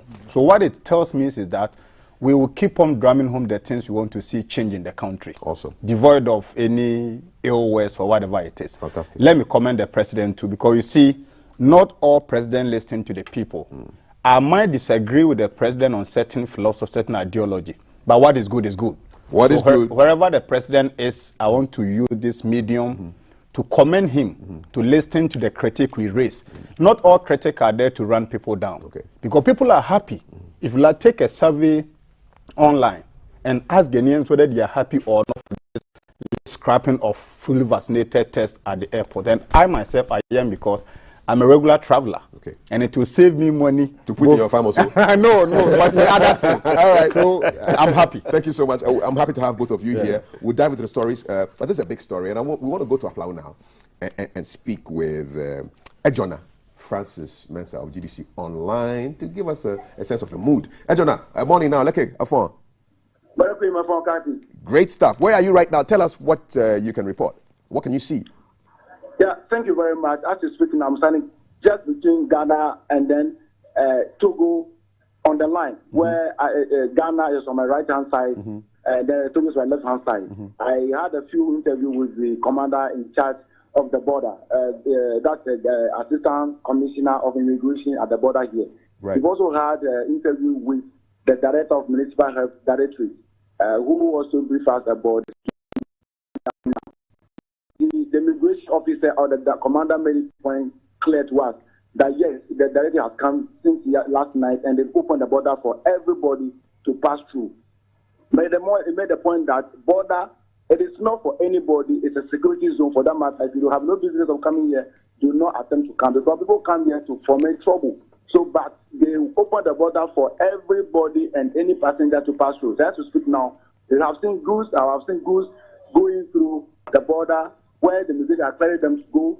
And then I've also gone to the B9 where it's for only people who are moving without goods, known as a pedestrian passway. So when you pass there, you go to Togo Street and you come in, and then you come to Ghana side. So as to speak now, the border is widely open.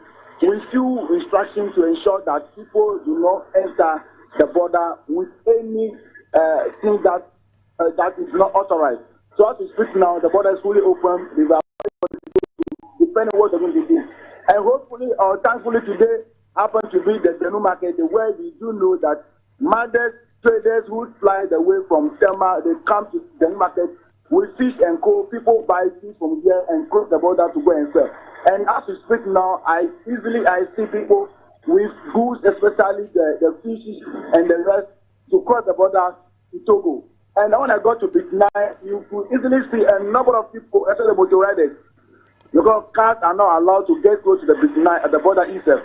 So they created a station for motor riders where people who cross from Togo to come to Ghana and they join the motor to the B9 junction, that's the main Afro border.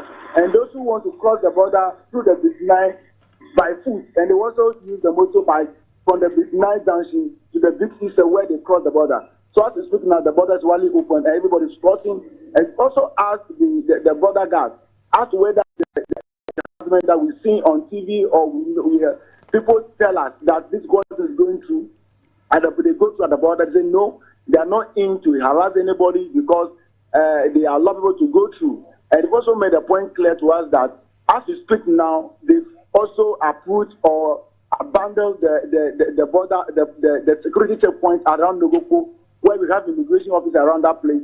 They check every car that is moving from border to Accra thereabout. And the reason given is that people use an approved route to enter Ghana, and they mount the barrier there to check every vehicle that's going there. They say as of last night, they've called their men back to post and they redeployed them to an approved route where they check every single post to Ghana. And he's saying that now the border is not open, nobody should use any approved route. They should all use the main border or use this night to enter Ghana or Togo. Okay. And they will apply the route as soft as it is so that everybody will have peace of mind. I mean, the reopening of the border is really fortuitous, because if today is the new market, then the timing is great. I wonder whether you can catch one of the traders and just speak to him or her about how they feel about the reopening of the border. Do you have any of the traders close to you that you can just grab for a quick interview? You hardly see some of them apart from few that who are passing through. Okay. But they are not willing to talk to the media for now, because you clearly see immigration officers and other security guards around. Yes. And though they are not talking to anybody, but once you are coming in, eyes are on you, so they are not willing to speak to the media. Okay. But it's too early for the main business to start, because people are yet to know that the border is being opened. Now that the local media is broadcasting that the border is open, you can easily go to border, especially those who transact business across the border. So as we speak now, people are coming. Yes, I have a gentleman. Talk to him for me. I feel that the only oh, the question. Oh, okay. Some of the that's one. Okay. Let me go but I'm over here. I'm going to border. Ala bene ni do anjo e pebe kata ta pika wala ya di joson we yina tama doka ko wona fie mi cross na mo ko ina Togo agba mo Togo me ko wa fia okay ke bu de fere amani na ko to de fie oh ni me kwa mere ko so ya ko kwa mere ko so ya all right wanji amepera mere ya alaji okay ele bagaya cross amo ina So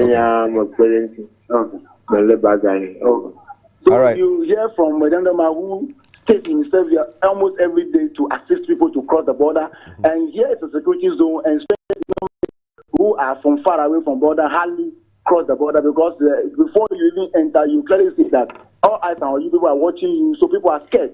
So these are the guys who normally stay in themselves around and make sure that they cross the border successfully. And he is happy that they have reopened the border today for them. And a number of people are happy, and some of the women are just coming from Togo, and they are walking to Aflau section of the border. Okay. So, Kafui, clearly the border has been opened and goods and services restore to normalcy. Thank you so much, Edjon Francis Mensah with the GBC Ghana Online for your report from the border, taking you from Ghana into Togo, and it looks like people are really happy. And we will be speaking with other correspondents on other borders of this beautiful country, and we'll get everything to you right here on GTV Breakfast. His name is quite a good name. Edjona means it happens. Oh, okay. Edjona. It's a prophetic name. Gentlemen, so that's it. So the president announced in update 28 so many things. Face masks are no longer mandatory, but some doctors, I say they will continue to wear the mask. It says travel restrictions have been lowered. Borders and sea and land borders have been opened. According to the president, fully vaccinated travelers would be allowed entry through land and sea borders without a negative PCR test result from the country of origin. And he believes that we've reached a critical point in the fight against COVID-19, and the government has taken a comprehensive review of the raft of measures put in place. So, yeah. So basically, these are, so Elubo is opened, Flower is open, Hamlet, wherever. Your thoughts? Well, I think as Bernard already indicated, first let me say good morning to my people. Yes, indeed. Kintampo and Bamboy. Do they share a border with Cote d'Ivoire at some point? No. You are inside? No, we are right in the center of Ghana. No borders. No borders. But let us all be grateful, at least a little bit excited that at least some relief have come, because as I indicated last week, I was planning to pay 4,200 just for my children to come in. Oh. And now that this announcement has come, I think we welcome that news. And also that the borders, the closure of the border has taken a toll on our people. You go to Aflao, Hamle, La Côte d'Ivoire, and you see, Elobo, you see, most of our people who live along the borders, their existence is based on their trading activities between Côte d'Ivoire and Ghana, Burkina Faso and Ghana. So if this thing had been closed for 2 years, you can imagine the toll on the people. So let us, I'm glad that it has finally been open. But in terms of the COVID measures, I'll continue to wear my mask. Government says it's not mandatory, but self-protection first. Government has made its own announcement, but every individual is responsible for your own protection. So although government has announced that it's no more mandatory, I think that we don't have to let our guards down. COVID is still real. So first and foremost, let's get vaccinated. And then I would advise that though government has announced that it's not mandatory, it doesn't necessarily mean that we should let our guards down. But please, let's be on the guard. COVID is still real. Don't let us think that, because government has announced it, we can do whatever we want. We should continue to observe the protocols by washing of hands and then keeping some distance and also wearing the mask. It doesn't mean that if you are vaccinated, you are protected fully. According to the medical, the medicine surrounding COVID, fully vaccinated person does not necessarily make you immune to it. So I think it is important that we recognize that this pandemic is still real. Let's keep protecting ourselves and then also ensure that we don't behave recklessly, because some of these restrictions have been lifted. That is my initial comment. And I think, as Bernard indicated, we have to give praise where it is due. We sat here and then we spoke about it and people listened, and then maybe there have been this positive response. Because it is not in all countries, especially in our part of the world, that people talk and then governments listen. So at least we can take consolation in the fact that government is listening to us. But at the end of the day, they have to realize that we put them there in the first place. To listen to us. And then we're giving them a contract for 4 years. Yes. So we may not even renew your contract. I like the way you put it. You've given them a contract. No, it's a contract. Yeah, you signed the contract on election day. On election day, by putting you there, we're just giving you a contract for 4 years. Limited term. We limited term, and then we are observing and then watching every move. So that if you don't fulfill the terms of the contract by living up to our expectation, at least listening to us.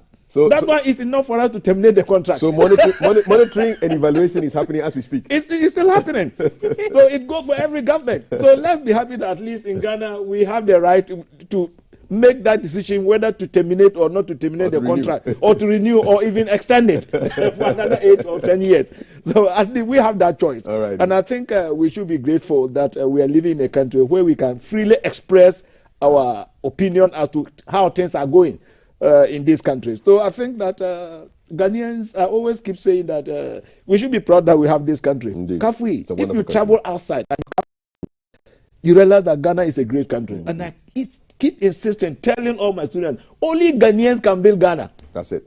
Only Ghanaians can build Ghana. And if we put our heads together as a people, we can build this country. We can do it. These are stirring and motivational words. And I can only say that if your farm could talk, it would say, oh, thank you, Nana. the 4,200 is coming to me. Yeah, I'm going to invest it on my farm. What do you grow? What do you grow, by the way? Cashew. Nice. I also do a little bit of moringa. You know what? Moringa is more profitable than cocoa. I'm hearing it for the first time. Yeah. Okay. Moringa is more profitable than cocoa. I will visit your farm. Do that. Bernard. Yes, yes. So tell me, Ghana opens borders. Yes. First of all, I think I'm among one of the most happiest people in this country. You're a frequent traveler. Yes. So I'm going to be a beneficiary of this policy. Yeah.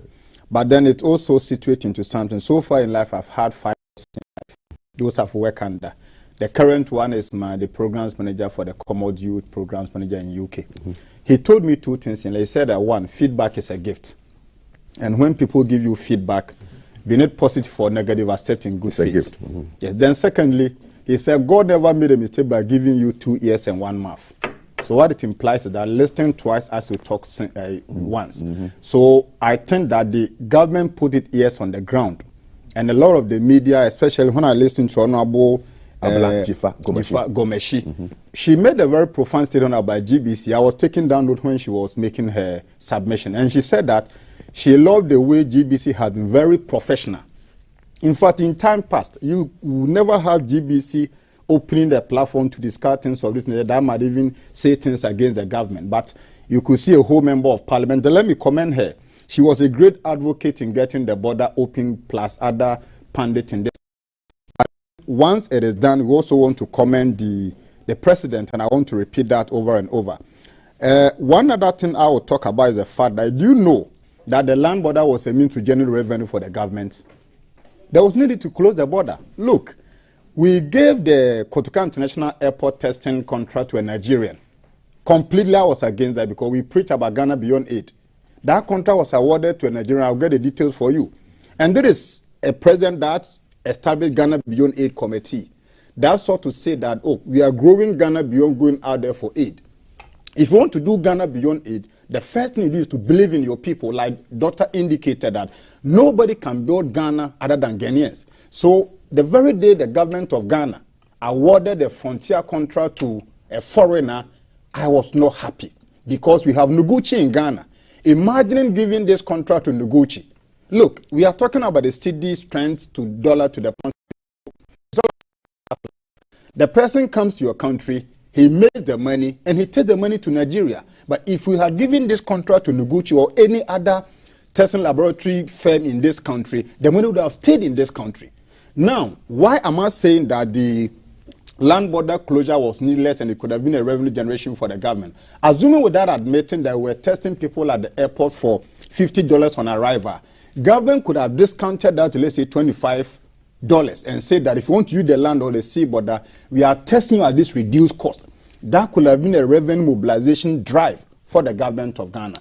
But all said and done, we are happy today talking about the fact that the border is open. But you see, COVID is real. COVID is real, and I think once the borders are open, we are easing the restrictions on COVID-19. It doesn't mean that COVID will run away. I think government might take some of the decisions because they want to resuscitate the economy. That could be number, because once you close that, goods and services is curtailed, revenue is blocked, and one government opens up. Don't forget that the president from the one said in his first speech that we will know how to bring the economy back to life, but there's no way we can bring human life back to life. So what the government has done, in my candid view, is the way to resuscitate the economy. But that notwithstanding, our health is key. Now, Kafu, before I sign off, there is something happening in this country we should take key attention to. I was watching a video this morning about Efwa Sutherland Park. Allegedly, it has been sold to a private developer. And if the government is watching me this morning, we spoke about COVID-19 last week, you've acted on it. I'm also raising an alarm to the effect that the Efwa Sutherland Park, just close to the National Theatre, allegedly has been sold to a private developer, whom that person is, nobody knows. And when you get there today, there are land guards protecting that land in the midst of the city of Accra, Efwa Sutherland Park. The video was done by Reggie Rockstone. He and the wife had gone there to do an endorsement video for the daughter of late Efwa Sutherland, only for land guards to come and block them. They nearly beat them up. So if National Security Ministry is watching this morning, the government is watching this morning, allegedly Efwa Sutherland Park has been sold to a private developer. You see, this country must be owned by Ghanaians. And why must we make it look as if we don't sell everything to private people, this nation will not develop? Go to UK, go to US. Some of these parks are there for heritage purposes. Today, look at the way you have dressed. Look at Thelma. It's for our heritage. Efwa Sutherland Park is for heritage purpose. And it must never, ever be sold to a private developer. So if they are watching me, they have to take it up. We'll follow that up. I've seen some videos like that, and we'll get more information on the show. Thank you very much, Bernard. Thank you, Doc. We'll get messages briefly.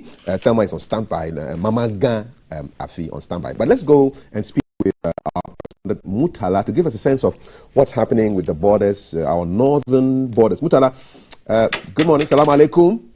Walaikum salam, Kafi. How are you doing? Very, very well. It's beautiful weather this morning in Tamale. Okay. So talk to us about the information that you're getting about the reopening of the borders. So there's excitement among market women on both sides of the border. The Tatale border, which is to the eastern side of the northern region. If you go to the western side in the Savannah region, the Chache border, there's some excitement because the closure of the borders impacted greatly cross-border trade between these countries. There are communities that live virtually on these borders. There are sides of it that are in Togo or Ivory Coast. The other side is in Ghana. But with the closure, it affected the way they interacted and traded in business. Another major challenge that came with the closure is farming. A lot of the farm hands that are used in the northern and then Savannah and northeast region, they come from the northern part of Togo. Unfortunately, as a result of the border closure, they could no more come. Our personally seen some of them being repatriated around the Tablugu checkpoint and other borders where they were coming in to farm, help, earn some income and go back to their country, Togo or the Ivory Coast. Unfortunately, they were returned. The impact on Ghana is that some farmers could not cultivate the acreage that they normally do, and that has impacted on food prices. As you are aware, currently food prices have increased drastically. Even in the northern region, beans, other cereals are going at very high prices compared to what we had in previous years. This is the result of these farm hands not being able to cross over and engage or carry out some menial activities. It is a positive news on the agricultural sector. It is timely because the farming season is just about beginning in the northern region, and therefore these people will be able to cross over, come into Ghana, farm. And those who have to cross over and sell their produce and be able to earn some income and plow it back into the farming business should also be able to do this. So it is a positive development for everyone here in the north. I can even hear the excitement in your voice. Thank you so much, Mutala, and have a beautiful day. We'll also try and get word from our colleagues on the western border, which is bordering Cote d'Ivoire. Your messages are coming in on 055-556-1034. Talking of borders reminds me of when I used to be a sales representative for a shipping company many years ago. And talking of cashew, I actually followed some cashew exporters, got to Sampa, in the former Brong-Ahafo region back then. And at Sampa, you can actually see Cote d'Ivoire. You know, that's how close it is. And as for moving between countries, it's like you bath in some on your pomade in Cote d'Ivoire, you come back and eat in Ghana, and then go to school in Cote d'Ivoire. It's just fluid movement, you know. And so the movement, the opening up of the borders will mean a lot for the communities there. What will mean a lot for you is that your messages will be read. And Thelma, Mamaga Afi is here to give us the messages. F1. Thank you for joining us. You know, opening borders is all well and good, but you should always remember that there are levels to this game. Yes. So the Evers would say, Avuduhu medwagao. Correct. The dog that cracks bones does not necessarily crack metals. It's true. So know your level. Know your level and stay there. That's my Avuduhu medwagao. Wonderful. Know your level. Monkeys play by size. So here are your messages for today. We're starting off with Trisha. Good morning, family. Life is not fair, but in the same vein, we should count our blessings. We'll be amazed that we will not be able to count them. The battle is the Lord. She goes on to say, good morning to your panel. King Kaf and your Spice Girls are looking good as usual. The best pre-Christmas, birthday, Easter and Homowa present for me, my family and friends was to stop that airport arm and leg COVID evaluations. My children and grandchildren couldn't come for Christmas, not forgetting my friends and relatives. Good tidings indeed, with a lot of hands clapping. George says, good morning, Togbi Kafi of GTV. We thank our president for opening the borders. As at least businesses will start booming, but still the country is hot. Please play me Chroma Yeshi by Wendy Shane. Now we are doing music for you, bringing back the good old music times. More messages coming in. Problem solving. What is needed at the level of strategic planning is key. Good governance from the President of Ghana with his address to the nation yesterday. But my concerns with opening the borders has to do with loss of the border by persons who don't pay tax duty upon entry by land into Ghana. From Alhaji Dauda at Medina Estate. More messages. Good morning. It seems the government is much concerned about the noise from the NDC on borders reopening. But please, what is the security situation at our borders, and what is our assurance of no threat, especially when we know very well what is going on in our neighboring countries? The Boku issue is more scary now than before. We need to think of our security before business. That's what Nera Life is saying. Idrisu says, good morning to you as well. Good morning, Kaf. I do sympathize with Madame Gomashi when she talks about no support given to her constituents when the land borders were closed. People around all our land borders in the country suffer the same fate she is talking about. But I wish she would appreciate the fact that the distribution of food items to poor households were done in the regions that suffered a lockdown for 2 weeks. That is what the president articulated. We thank God that the borders have been opened and my good mother is relieved. 055-55-61034. This is quite a lengthy one.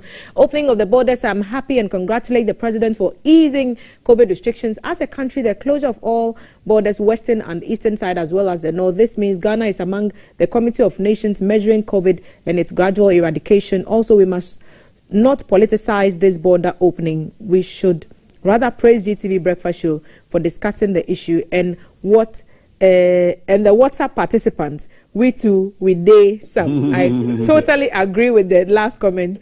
Secondly, with the insecurity across the sub-region, security must be beefed up to ensure that no terrorist actors takes advantage. That's according to Isaac. The decision of the president to make wearing of face mask not compulsory is one of my biggest issues. And this is from Mansour Abe Kukweno in Tamale. Why did it take so long for the BEC placement? Slowly but slowly, things will get back to normal. Thank you, Mansour. And at long last, the land borders are now open. Only God can comfort our broken hearts. Batako says, keep up the good work. Oh, we are grateful for that. Musa at the abattoir in Kumasi. God admonished leaders to show care and compassion to their followers. Thank you for sending us our morning quote for the day. Mina Hunter using the hashtag GTVBFS News Review. Good morning, Omar Henekaf, Dr. Jinde and Dr. BOT. I've been admonishing on the notes that GTVBFS must be forcefully endorsed for all Ghanaians in the morning before leaving their various homes. I've been vindicated. And he says he's highly obsessed. We like this obsession. I think we subscribe to that obsession. More messages coming in. Good morning, Kaf, and your dynamic team. Very interesting day here in Elubu border in the Jomoro municipality of Western Region, as President gave a green light for our borders to be open today. At least bit by bit, normalcy. God bless Mr. President for listening to our suffering. Watching you live all the way from Elubu, from Kufogidira Ernest Akiko at the Elubu border. Amakwe joins and says, what a pathetic documentary, I believe referring to the one about the HIV made by Beatrice Senaju, our correspondent. And she goes on to say, though we are somehow free, we must use our heads to live healthy in our daily activities. That's from Amakwe. Good morning. I need an interpreter, please. What do you need interpretation for? Perhaps if we know what language you're interpreting, we could offer some advice. No job for the youth is what the earlier part of this is saying, for them to move from area to area to register the people to fighting in queues, to stop fighting in queues. Kaf, your show has become an entertainment piece one cannot afford to lose. Thank you for the selection of your guests. If I have time, I'll perhaps pick a few more. Good morning, Kaf. I really love your costume.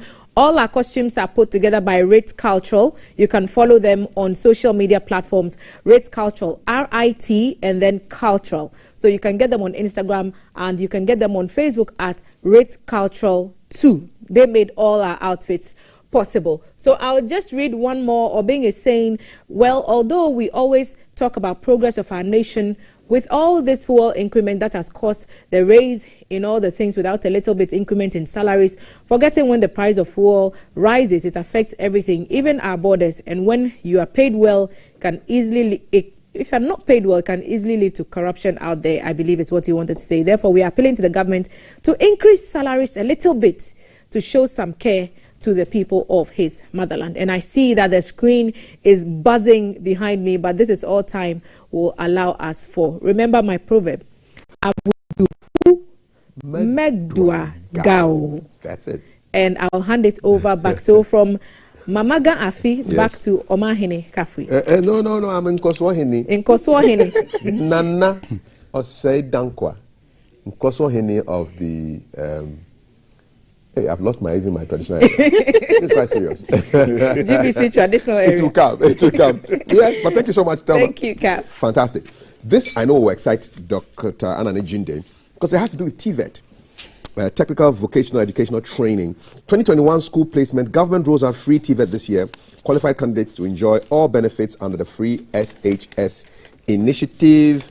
We've been talking about the need for technical and vocational education to take a higher place as far as our education is concerned. The Ministry of Education is announcing that free technical and vocational education and training will be used later this year, and all qualified candidates who chose to pursue TVET at any government-approved senior high school or senior high technical or any TVET institution would enroll and get all the benefits of the free SHS. So, and this comes on the back of conversations about whether the free SHS should be reviewed in the light of the economic challenges, financial challenges that we are experiencing. So how do you situate both of these developments? Okay, we don't have money, maybe we may have to review. Government did come out to say that they're not going to touch free SHS, but now we're going to be having free TVET as well. And with your background, where you trained in Germany and how they put a lot of emphasis on TVET, how does this make you feel? Well, Kafi, as far as I'm concerned, government should not dare touch the free HSS. Because I am a proud product of free education from the north. Government should not touch it. If anything at all, if we have to spend all our money on education, so be it. You feel so strongly, like you feel that strongly? Yes, because investing in education is investment for the future. So I think government should not dare touch the free HSS. And if government does that, I'll embark on a one-man demonstration for 1 year. But for the free education that I had in the north, I don't think I'll be sitting here today. Where do you think you'd have been sitting? Well, I don't know. Those who didn't get education, what happened to them? Well, I don't know. I'm talking about myself. Because my father died when I was very little. And my mother, she was just operating a small chop bar. How could I have gone to secondary school, St. Charles and Thomas School and then GIJ without a free education?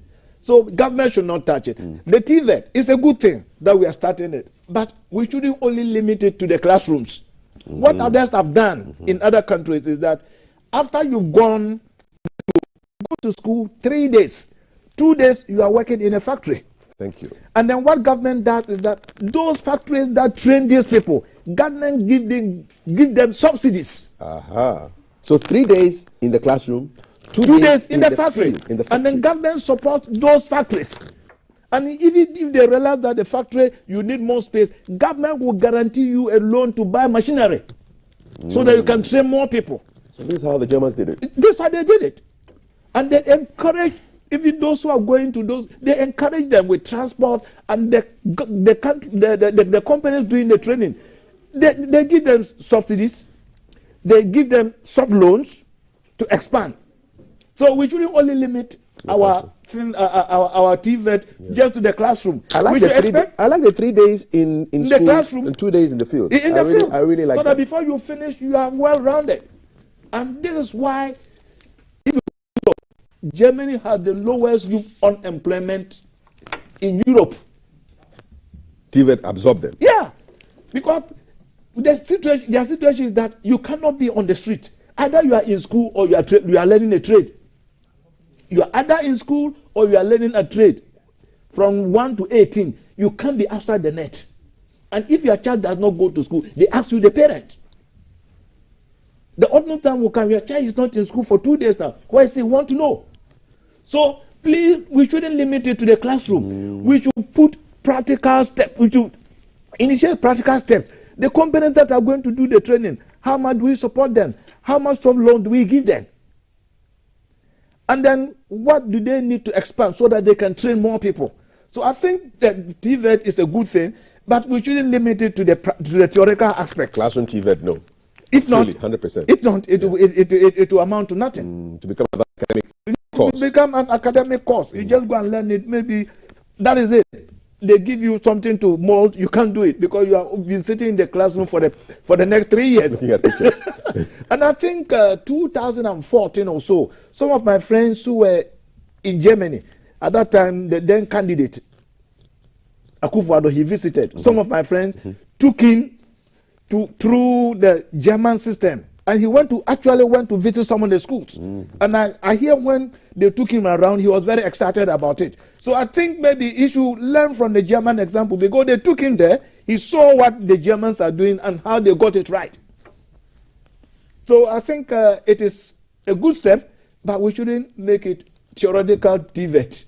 No theoretical TVET. Bernard, yes, what do you have to say to Kafu, this falls in line with the area I handle, the the entrepreneurship thing. There is something we call and that is your ability to handle challenges and more like try and error thing.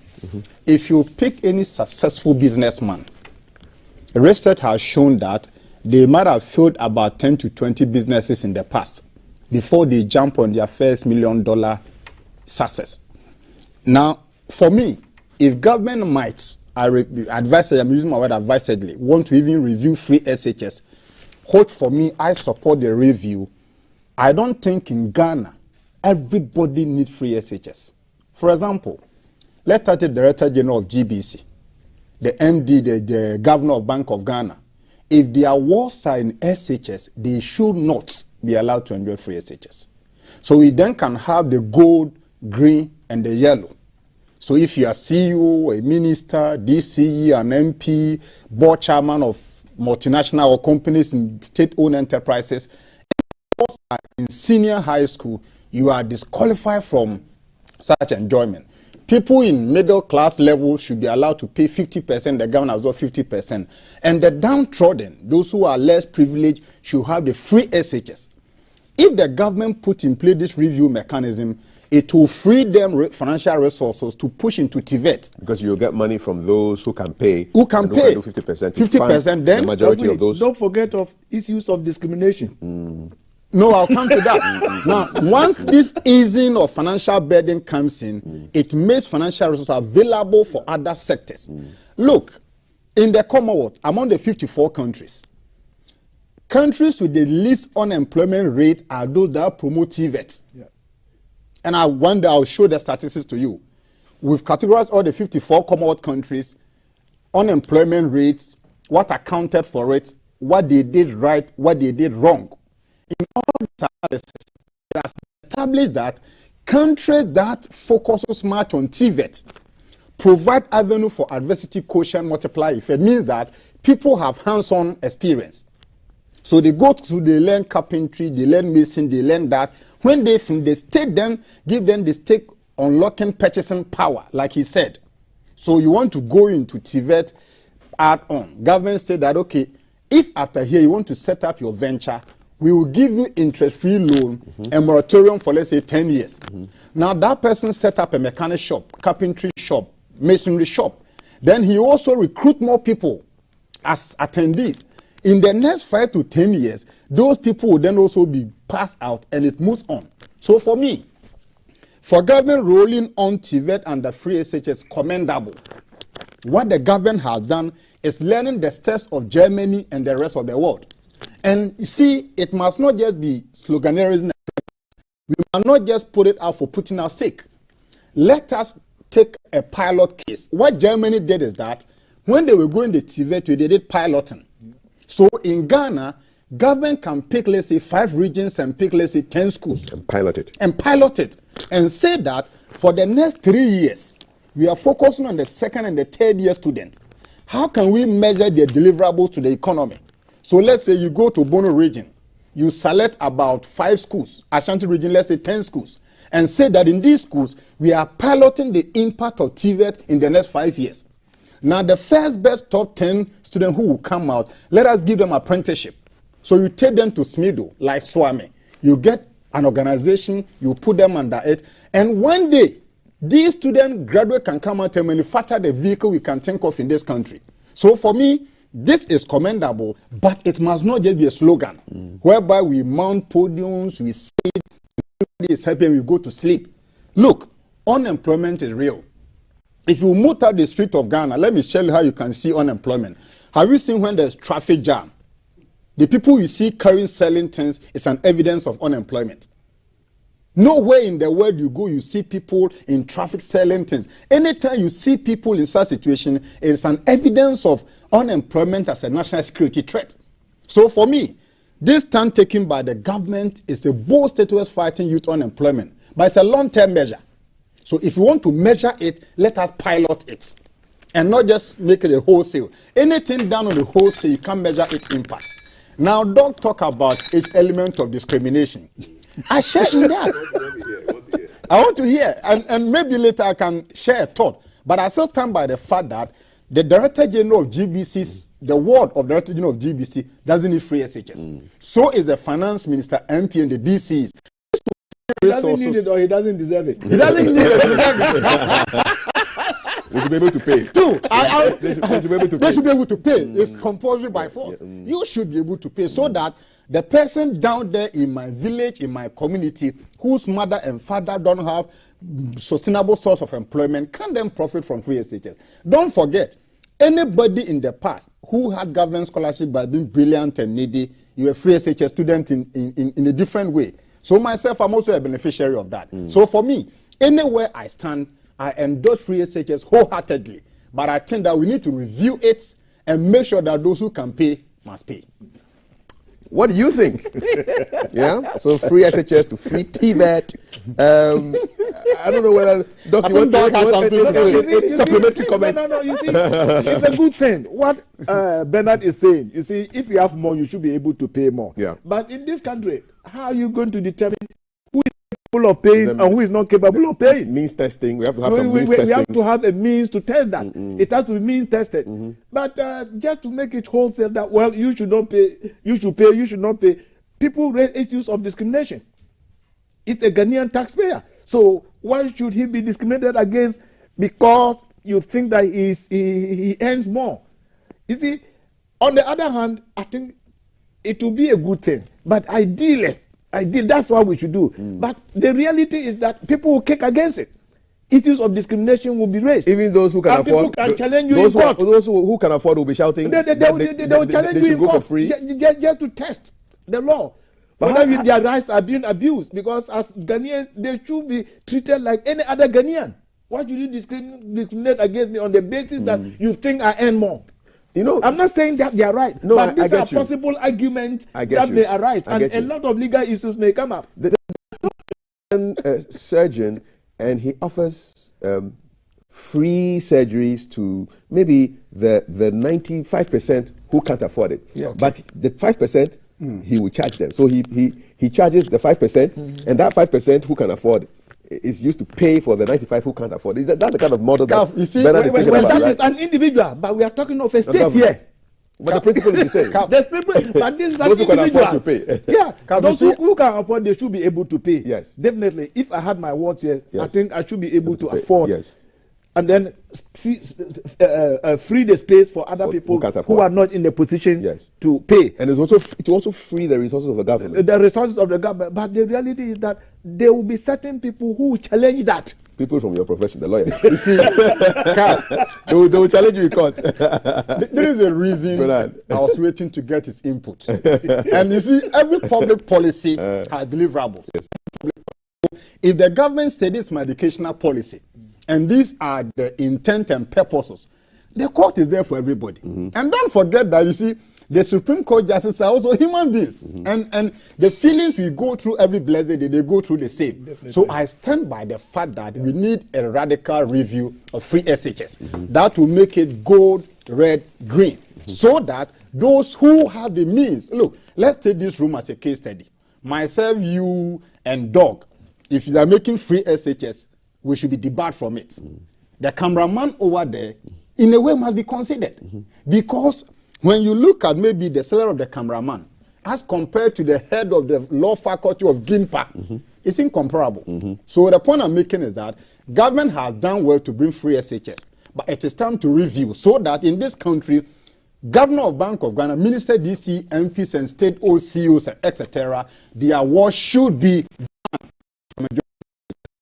Just to add to what he said, when I was doing my master's in the Republic of Ireland, they have what we call student grants. And then the student grant is means tested. And if your parents earn more than 60,000 euros a year, you are not giving the grant. So when I applied, they said, your parents, bring the pay slip of your parents. I said, all my parents are dead anyway. Give him the scholarship. Give him the scholarship. So I enjoyed it. Straight up. Okay. It is means tested. Yes. So what you are saying is right. Yes. Yeah? It has happened in other jurisdictions. But I'm talking about a situation in Ghana where a lot of our people are just looking for cases to make that's good for the case laws. So I can read the discourse, because you see, the more people challenge issues in court, the more democracy is enhanced. Yeah, it develops our jurisprudence. Indeed. Because so let's review free in the Supreme Court ruling we've had, I've asked all my students to print copies, because we'll be reviewing it and critiquing it to see whether the judges have gotten it wrong, whether they didn't do the interpretation rightly, or whether it's wrong. Because there's a topic we are treating now, judicial decision making. How judges make decisions. And then there is the decision came. So now we have a case study. You are applying the principles, the TVET principles you told us about. It's not just academic. No, it's not academic. But you actually critique real decisions. So all my students get a copy of the Supreme Court ruling. When I go to class today, this evening, I'm going to inspect everybody's copy. Nice one. Yeah. You see, what he said, in case law, there's something called ratio decidendi and obiter dictum. Okay. Ratio decidendi simply means that why did a judge arrive at where he arrived? The rationale. The rationale behind the decision. So it's quite interesting. So let's see, maybe it's another thing to consider. Yeah. Maybe it should be means tested. All right. Let's see whether your messages have come. Well, they have come in. All these green ticks mean that I haven't read them yet. 055-556-1034. These are the messages coming in on GTV Breakfast.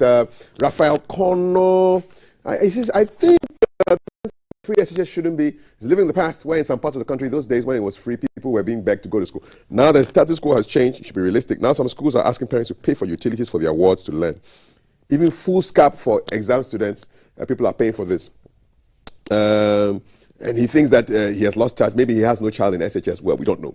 Even in the north where he says he's coming from, not everyone deserves free education because people's status have changed. It should be reviewed. If for nothing, at TVET, it should be free to attract people into it. Well, Raphael, thank you for your messages.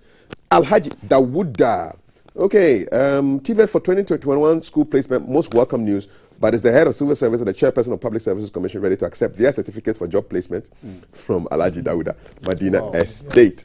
Bernard, Ghana, have you forgotten that the CMB scholarship, the Cocoa Marketing Board scholarship scheme, we ended up robbing the farmers to the benefit of those who can't even distinguish a cocoa tree from a coconut.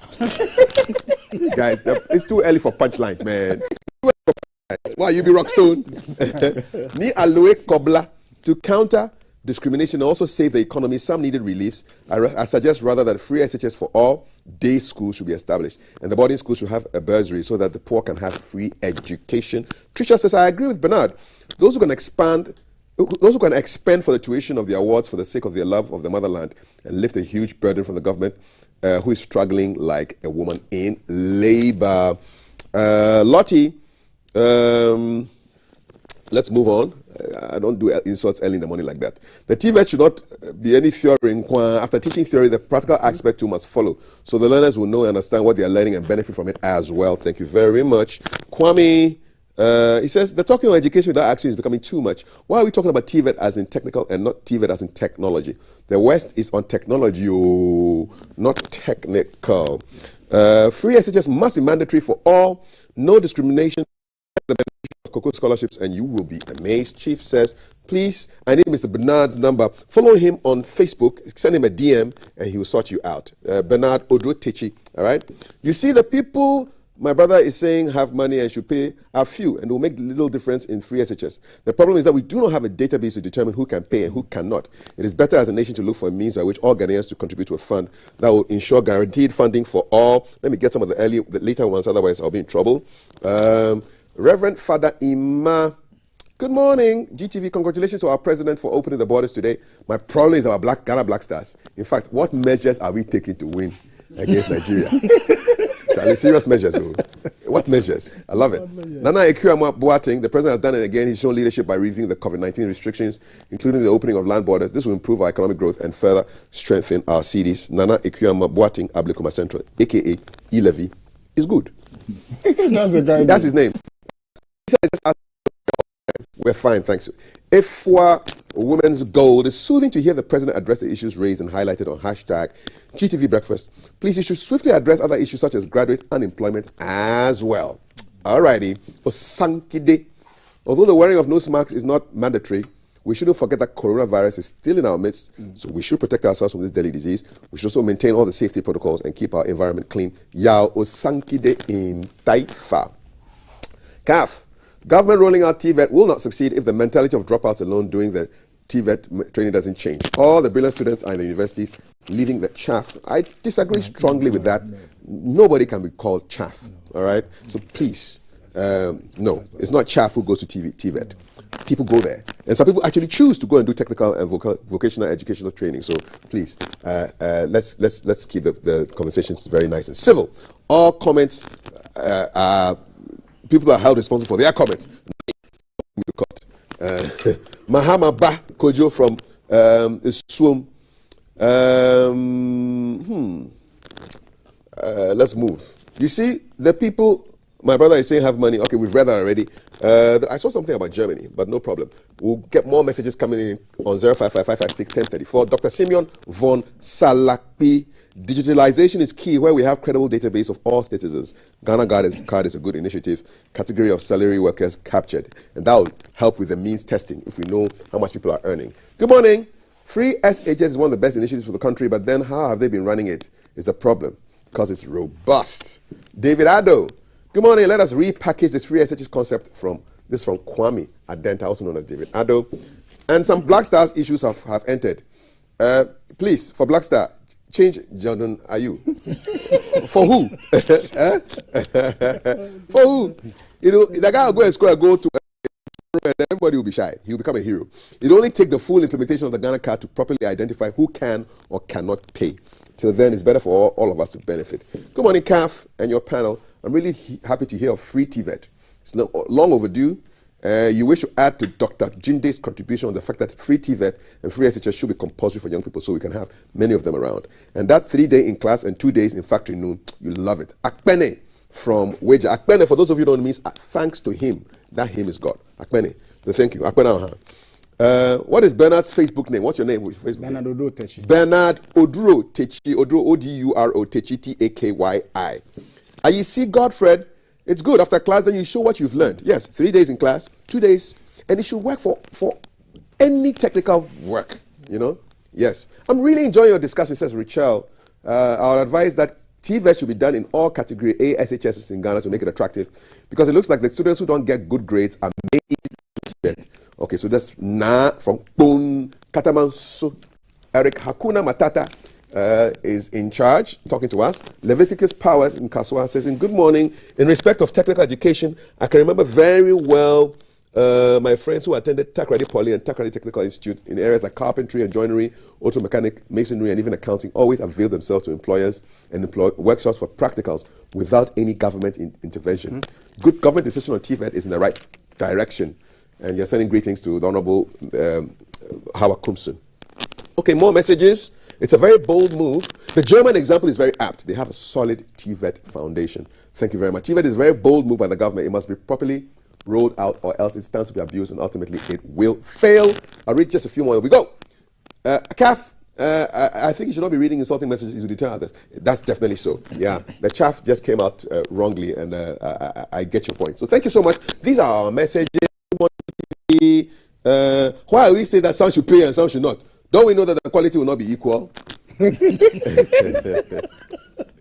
Yeah, but in university you have fee-paying university students, and you have those who are also not fee. How about that? Cost sharing. Yes, yeah, you have fee-paying. You have medical education where people pay and go to medical school. Yes, so these are the issues. So thank you so much. Hey, you don't want me to go. As a beneficiary of the free SHS policy, I personally think its disadvantages far outweigh their advantages. Free SHS should be reviewed. So there's a big conversation on it, and we'll keep it coming in on our show, 055-556-1034. We are wrapping up this segment, and I'd like to say thanks to my guest, Dr. Kweku Anani Jinde. He's a corporate governance expert, and he's also a lawyer and a lecturer at JIMPA and UPSA. And Bernard Oduro Techi is the regional coordinator of the Commonwealth Entrepreneurs. He's also an agribusiness person. He's got some local government experience. So they wear many hats, and that's how come we have them on the show here. You see two people there, but it's like six. Good to see you all, gentlemen, thank you very much for the show. We've got conversations on the government's plans to make things better for all of us. What does the opposition make of all of this? Our guest, MP for Ningo Prampram, Sam Nate George, who will be sitting down with Thelma for that conversation. And then Hip Life legend, Acham Kwame, will sit down with Valerie in the last hour to talk about the Heritage Month. You keep it coming in on 055-556-1034.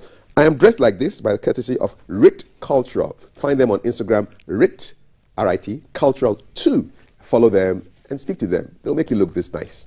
You stay, don't go anywhere. We'll be right back after this.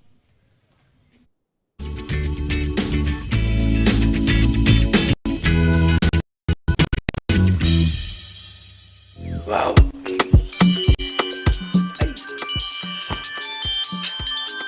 Hello. Yes, Daddy. Oh, Sidi. With your voice, no teaching my okay. I can't live without you.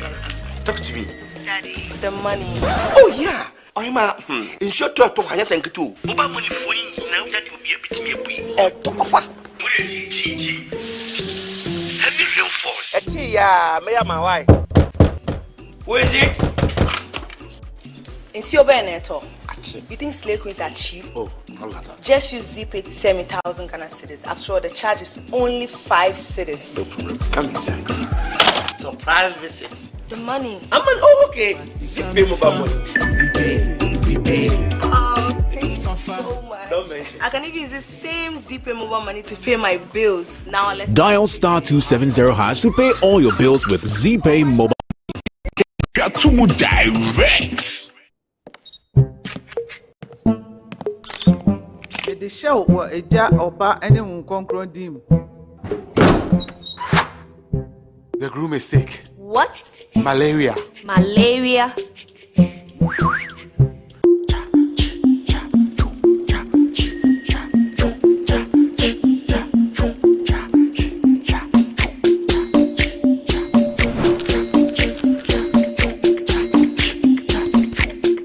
Lufat. Lufat.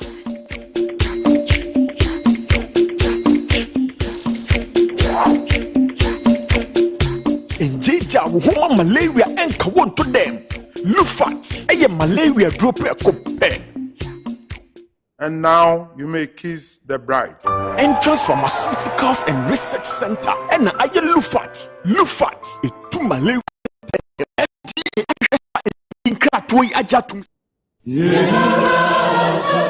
All SIM cards in Ghana must be registered again with only the Ghana card. Yes, only the Ghana card. You will not be able to make voice calls, use mobile money services, internet, and all other services linked to your SIM card if you don't. To register, dial *404# and follow the prompts. You will be required to send the following details on your Ghana card: Ghana card number, surname, first name, date of birth, and sex. You will then receive a special code which you will present to your nearest service provider agent or customer care center for your biometric details to be captured. Remember to add your digital address. Dial *404# on your phone to start registering your SIM card today. For more information, contact your service provider on 100 or the National Communications Authority on toll-free number 0800 110622. Register your SIM card to stay connected.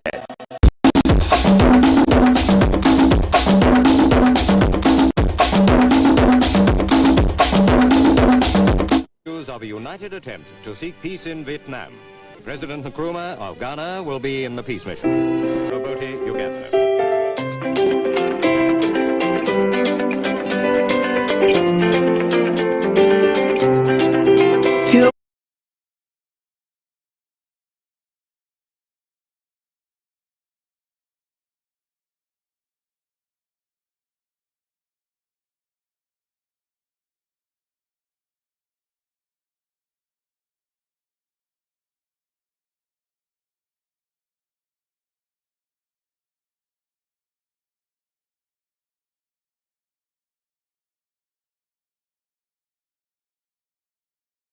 Ride with me, my baby. Oh, I love you. I need you. I am ready to tell. I want you. It be like we didn't play.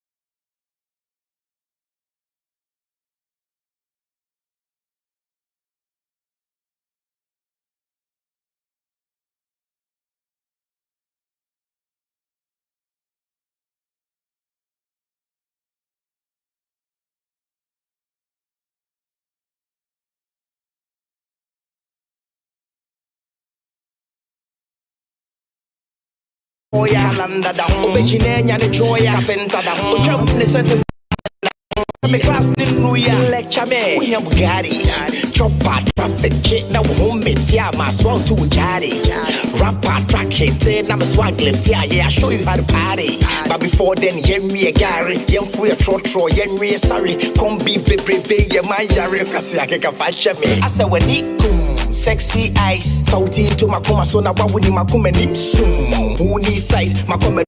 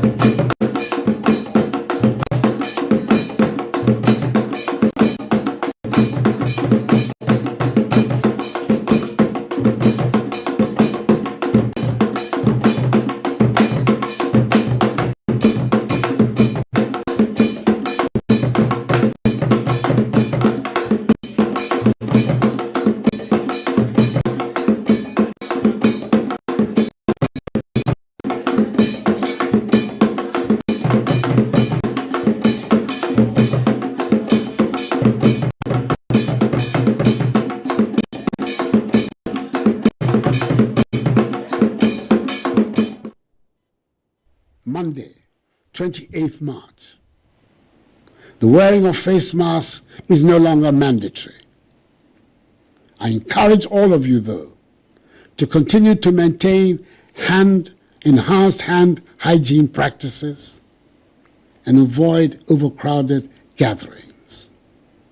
All in-person activities, such as those that take place in churches, mosques, conferences, workshops, private parties and events, cinemas and theaters, may resume at full capacity as long as the audience and all participants are fully vaccinated. Hand washing and hand sanitizing points should be made available at these venues. Outdoor functions at sporting events, entertainment spots, political rallies and funerals may resume at full capacity, again, as long as all persons at those events are fully vaccinated. As of Friday, 25th March 2022, the total number of active cases stood at 72. There are no severely or critically ill persons. Our COVID-19 treatment centers are empty, and the fourth wave appears to be over. In addition to these very low reported cases, is the considerable improvement in the availability and uptake of vaccines by the population. Government is determined to use all means to increase the deployment of vaccination across the country to achieve our target of vaccinating some 20 million Ghanaians by June. My fellow Ghanaians who have not received the jab, I urge you to take it.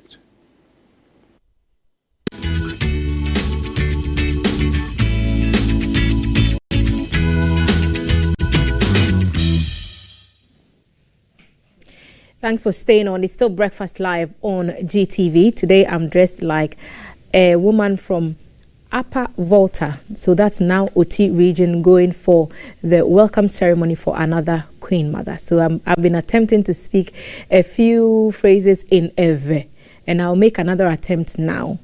Avulenu melena jatao. A hunting dog does not hunt a lion. A hunting dog cannot hunt a lion. Thanks for joining us, and I hope that you're ready for this conversation. We are sitting down with the Honorable MP for Ningo Pampram, Mr. Nate George, aka Jata. So incidentally, he has Jata he's called Jata as a nickname, and my Avulenu Melena Jata also has Jata in it. But we'll be looking at the president's address yesterday. We'll also be looking at the austerity measures government has announced through Finance Minister Mr. Ken Ofori-Atta to mitigate the effect of the fuel price increases and other stuff on the economy. And a number of them have been spoken about this morning in our headlines segment. But we'll try to get of the table the minorities' reaction to some of these announcements. And so the government has opened all land and sea borders effective today. COVID-19 tests have been scrapped, and only those who have not been vaccinated will be asked to produce that negative PCR test and also a test on arrival with an offer of a vaccine.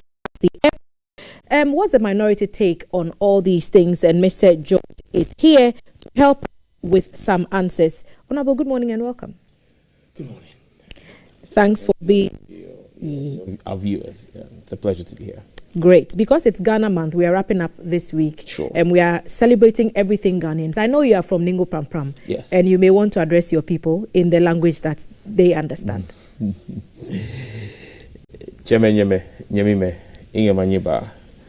Motunoke waba hiyo le wama eno ya munu hene wabane ka wama jaje ngeni ne ko wama Ghana ehe ye solim kepekpam ha wakla nge lamino mineji Ghana efon lamiji ma mahane wama emaya no mahane tu enjo maba wama mi wanugo pupa hu wanga solika ma mahane no ya mabadle je twin home about mammy.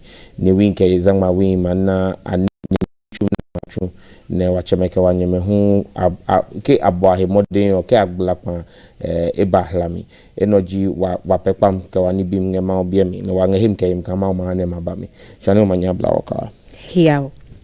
Thank you for that prayer. I'm sure the people of Ningo are very excited to hear their language this morning. I'll start off with yesterday's address by the president, the 28th in the past 2 years since we started battling the COVID-19 pandemic. And he reiterated all the lives that we've lost, the tests that we've conducted, and all the measures that have been instituted, basically being lifted yesterday. Key among them, and a key one for the minority, is the reopening of the borders.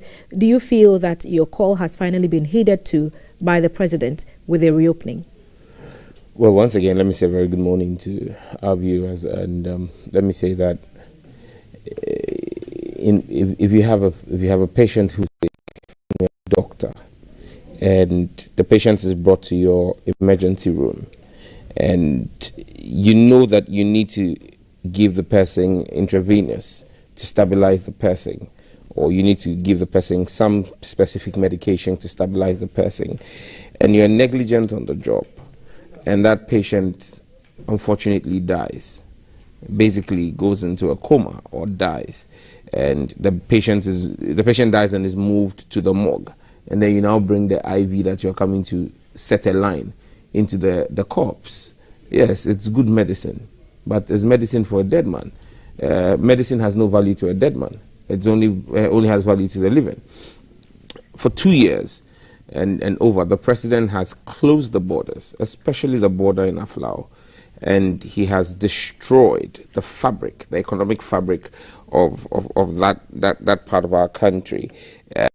He's only had the opportunity to enrich individuals, because the border has been closed officially, but unscrupulous elements within our border forces have made wealth in the past 2 years with charging people and crossing. I know several people who cross the border. You pay 80 Ghana cedis and you cross. Have you reported that to the police? Oh, why you think they? The police is there. They are the ones collecting the money. How do you go and report to the person who's collecting the money? And people have driven their cars. If you have a car you are driving across, it's 250 Ghana. I mean, this is trite knowledge. But the very people whose lives depended on the cross-border trade were deprived the opportunity to do that. And in fact, how much is their capital? How much trade will they do for them to pay 80 cedis going? You are that's saying to the none Ghana of the side. locals crossed the border, and it was only those who could afford. I'm saying that the very local thrive on the cross-border business. The person's whole daily sales, maybe 80 Ghana, not profit. The total sales. That's what he will make a profit of, maybe 15 cedis or 10 cedis, and used to take care of the family on a day-to-day basis. You are charging 80 Ghana, so that's the person's capital. How will the person be able to pay? So the small-scale businesses, the ordinary Ghanaian who depends on trading across the border, the ordinary woman who does akple and fetri and goes to sell across the border, how do you expect her to pay 80 cedis on the Ghana side going?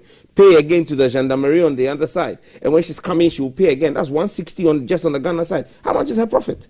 You've killed the business. Because she can't afford it, she's had to shut down. At the time that this imposition was brought upon the people in the border towns, the consideration for the government was keeping the numbers of the COVID-19 infections in the country down. And from what the president told us yesterday, the measures have worked. You disagree? Like I said, these borders could have been opened a year ago, and we would still not have seen the consequences. I mean, for how long have we had our case counts on the low? Our case counts didn't just get low last week or last 2 weeks. We've been calling for the opening of this border for over a year. The closure of the Ghanaian border, especially at Afla, was not about COVID. It was about election 2020 and making sure that they put in as many military and security personnel as they could in the Volta region to intimidate people. I mean, let's not play the ostrich. I mean, I keep saying it. I've said it on another platform. The Ghanaians were hypocrites. The truth is there. We don't like to say it.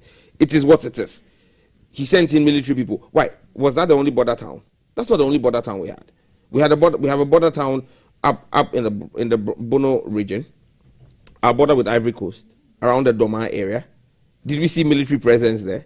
Up north, did we see military presence in Hamilton or the way we saw in Aflao? No. I mean, this was about election 2020, and then now they didn't know how to walk back and to let the people there suffer.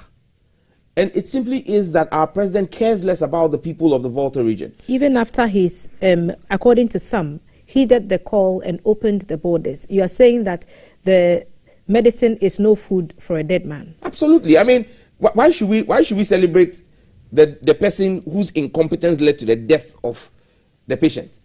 You've killed Aflao. Have the border towns died? You go there and see what has happened to people's livelihoods. It's becoming a ghost town. People are leaving Aflao. People are having to move further in towards Dabala to at least be able to do some kind of trading. The economic activity, the economic vibrancy of Aflao is not what it is today. 2 years of closing the town. But some would also argue that COVID has taken a toll on most businesses, and Aflao and other border towns just happen to be one of those affected. At the time they will recover. I keep asking, Hamile, Doma, other border towns, Elubo, other border towns, the kinds of restrictions you saw at Aflao and the kinds of military presence you saw at Aflao, did you see the same thing there? Look, let's call a spade a spade. This is the nation's TV station. Let's tell ourselves the truth. The president has treated the people of the Volta region abysmally. He doesn't care about them. Because look, it's not just about closing the border. When the Keita Tidal Wales thing happened, has the president gone there to greet them? Has the president sat in the car? Has he fueled the Land Cruiser and moved his chair? The Land Cruiser has he moved it to Keita? Keita is 1.5 hours drive. The president would do it in an hour. Has the president gone to Keita to commiserate to the people of Keita? Has the vice president gone to Keita to commiserate with them? I'm not saying that Apiati people don't deserve it. But when there was a disaster in Apiati, did he not go to Apiati? Is Apiati further from than Keita? Some argue that lives were lost in Apiati. Lives were not lost in Keita. Livelihoods and homes were not damaged. Livelihoods were lost, homes so were damaged. So they are not Ghanaian enough? What? I'm talking about the lives lost. So you're weighing that against livelihoods, right? Yes, but you look at the scale. People's lives have been altered completely. Our president doesn't think it is important to go there and see firsthand. Why? They are not part of Ghana. Or in his mind as Western Togoland. I'm yet to hear the president speak on this particular matter. He refused to. So that's the point. You make the point. He doesn't visit. He's not even speaking about it. You see, to even speak about it, to show empathy. But that's why we cannot speculate as to his train of thought on the matter. That's why I'm drawing a conclusion. Okay. Because the president is able to commiserate with the victims in France. Nobody died in France when there was a fire in Notre Dame. When the Notre Dame, nobody died. The cathedral. But the president was able to tweet and commiserate with them. When people had livelihoods were affected in Haiti, the president was able to commiserate with them. Our president here is an international mourner. When George Floyd died, he organized full year with our taxpayers' money. Got the Ministry of Tourism to do a full funeral. Chief mourner, Nana Dodanko Akufo-Addo. But when Ghanaian lives in Keita, did he meet George Floyd? Does he know George Floyd's family members? No. But Keita people who voted, the president had votes in Keita. He didn't get zero there. They are not Ghanaian enough. So it is that hypocrisy. So for me, if the man 2 years late is now opening the border, we won't celebrate him. He deserves no credit. Absolutely no credit. Like I said, you've gone to buy paracetamol for us to give to a dead body. When we needed it, when a person was having a headache, where were you? Let's talk about the generality of the measures imposed at the height of the pandemic hitting our shores, because we have to rest Keita for a bit. I'm being told that some lives were actually lost in Fuveme, but not in Keita in particular. But I believe that your point is well made. The generality of the measures that's imposed, do you think, like the president said, it's been crucial to our beating the pandemic up until now, despite the cost that it brought us as a country? Well, I think that largely, not just Ghana, Africa has been spared the kind of death tolls we saw in Europe and the West and Asia. And that's why I tend to subscribe to the school of thought that thinks that COVID was genetically manufactured and not a freak, because it clearly appears to be Caucasian and Asians. It doesn't seem to try very well on the African continent. Again, even in the West, in Europe, you realize that when the temperature goes up during summer, their case counts drop and the case count rises. So it appears to be a virus that thrives in cold climates. And even in Ghana, when we had the December, January cold temperature, like the temperature dropped, you realize we had a spike in our cases. So clearly, I think that, yes, government may have put in some efforts across board in line with what the WHO had outlined, the COVID-19 protocols, wearing a face mask, washing of your hands, and running water with soap, the use of sanitizers, making sure that we observe social distancing. So those measures were not peculiar to Ghana. I mean, but we would say that so far so good. We've been spared, like the rest of our large brunt of the challenges that COVID wreaked on the other people. I mean, the president made comments like yesterday. He repeated a statement that he made at the height of COVID, which has proven to be mere talk. It's they know how to soundbite. We know how to revive the economy, but not to bring back those who died. He's reviving the economy, and in the last 3 months, the dollar has moved from 6 to 8.5. I mean, our president is, well, like I said this in Parliament some time back. As an engineer, movement is possible. But you see, you can have movement in the forward gear or reverse gear. So when our president says we are moving forward in reverse gear. Our president is taking us backwards, but he thinks we are moving forward. Because he says he knows how to revive the economy. The economy has plummeted to its worst. The cedi is the worst performing currency in the world. Our cedi has depreciated in the last 3 months by almost 25%. But he knows how to revive the economy. He knows how to revive the economy, yet he's blaming everybody apart from himself for the downturn in the economy. So, for me, I listened to the president. There were quite a number of factual inaccuracies in what he said. He said Ghana, due to our fantastic measures put in place, Ghana was spared any travel bans. That's not true. That's not true. Ghana was banned at a point in time from, you had a Ghanaian, and I was a victim. I had left Ghana, flown through the UK in December, flown through the UK and was going to Dubai. Entering Dubai, I was refused entry into Dubai because Dubai had placed a ban, a 7-day ban was placed on Ghana in December to January of this year. Okay, I spent almost 6 hours at the airport, and eventually I was only allowed to enter Dubai because I made the legal argument that at the time I left Ghana, they had not imposed it, and so they were doing a retroactive application to me, and the head of immigration, whoever at the airport, agreed with me, and that was the only reason why I was allowed to enter. You understand me? Flights from Ghana were banned for 7 days. Emirates did not fly out of Ghana. They were flying people into Ghana, but not taking people out of Ghana.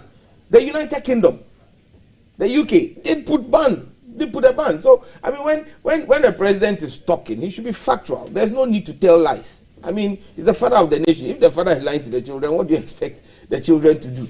So, like I said, there was substance that he could have just dwelt on. Some of the superfluous things that were untruths, he didn't have to say them. Okay, I mean, these are things that you could easily fact check and say that the president wasn't being entirely honest with the country. Yeah. So the efforts to bring the economy back to better days, if I'm allowed to put it that way, do you think that with the lifting of the restrictions, we would put ourselves in a place with a fighting chance of doing this sooner or later? Sooner than later. You know, it's a tall order. It's a lot of work because you don't just open the borders and expect that people who were trading, you know, the micro economy, the small economy, the tabletop traders, those who kept the micro economy of the border towns running, you've kept them, you've killed the businesses for 2 years. Most of them have lost their capital. So you can't just open the borders and expect them to pick it up from where they used to be. The capital is gone. People need to recapitalize. And today, look, even if the person was trading with 500 Ghana cedis as his capital, running a small tabletop business or some small cooking business, and was running with 500 Ghana cedis. That 500 Ghana cedis, at the time the borders were closed 2 years ago, was almost about $5. Today, that 500 Ghana cedis has dropped woefully to just about $60. So the person has lost almost 30 to 40% of the value of their capital. So businesses have been affected by, and don't forget, many of these border inhabitants trade across currency, especially against the CFA. Even against the CFA, the city has lost value. And so you realize that you've affected the spending power and the value of money that these people had. And so, yes, we will be able to spike the economy again, but it's going to take time. It's going to take a lot of conscious effort. Is this government in a position, do I trust this government to make that conscious effort? I'm not too sure. What do you think the people would need immediately? Because you've said that the microeconomy will not bounce back immediately. What could facilitate that process? Well, in other economies that have serious people managing their economies, not like Ghana, you see them giving cash injections into the microeconomy. So you see people receiving cash checks from the government. And we could use the United States, you can use the United Kingdom as examples, but people will say those are big economies. Togo. But we've seen government giving monies to small businesses. Can you point out to me the people who receive that money? And let me show you their political affiliation. You think that was done based on political colors? It was money given to party apparatchiks in the lead up to the 2020 election. Go to the markets, go there and go and find out how people who are non-NDC people were told that you, because you're an NDC person, won't give you the money. The market, people have gone to the media houses, have gone to the market and done this vox pops. You understand me? If we want to really support the economy, it must be devoid of partisanship. If we want to support the microeconomy in these border towns, it must be devoid of partisanship. Government has, you can't, and government clearly has no plan to do it, else it would have been announced as part of the rollout, because that's why I said you have a government that's really not thinking. Okay, they're being carried along with the wind. So there's pressure. Let's open the borders. So okay, we're opening the border, and you open the border. And again, you know, the president is chairperson of ECOWAS. He's been chairperson of ECOWAS for over a year. The whole of ECOWAS, it was only Ghana that had closed its borders. Only Ghana that had closed its borders. The rest of the other West African countries had opened their borders to movement. So we were beginning to become a pariah state. So under pressure, he's opened it. He doesn't really care about how do you really restart the economy. So yes, Ghanaians are giving pressure.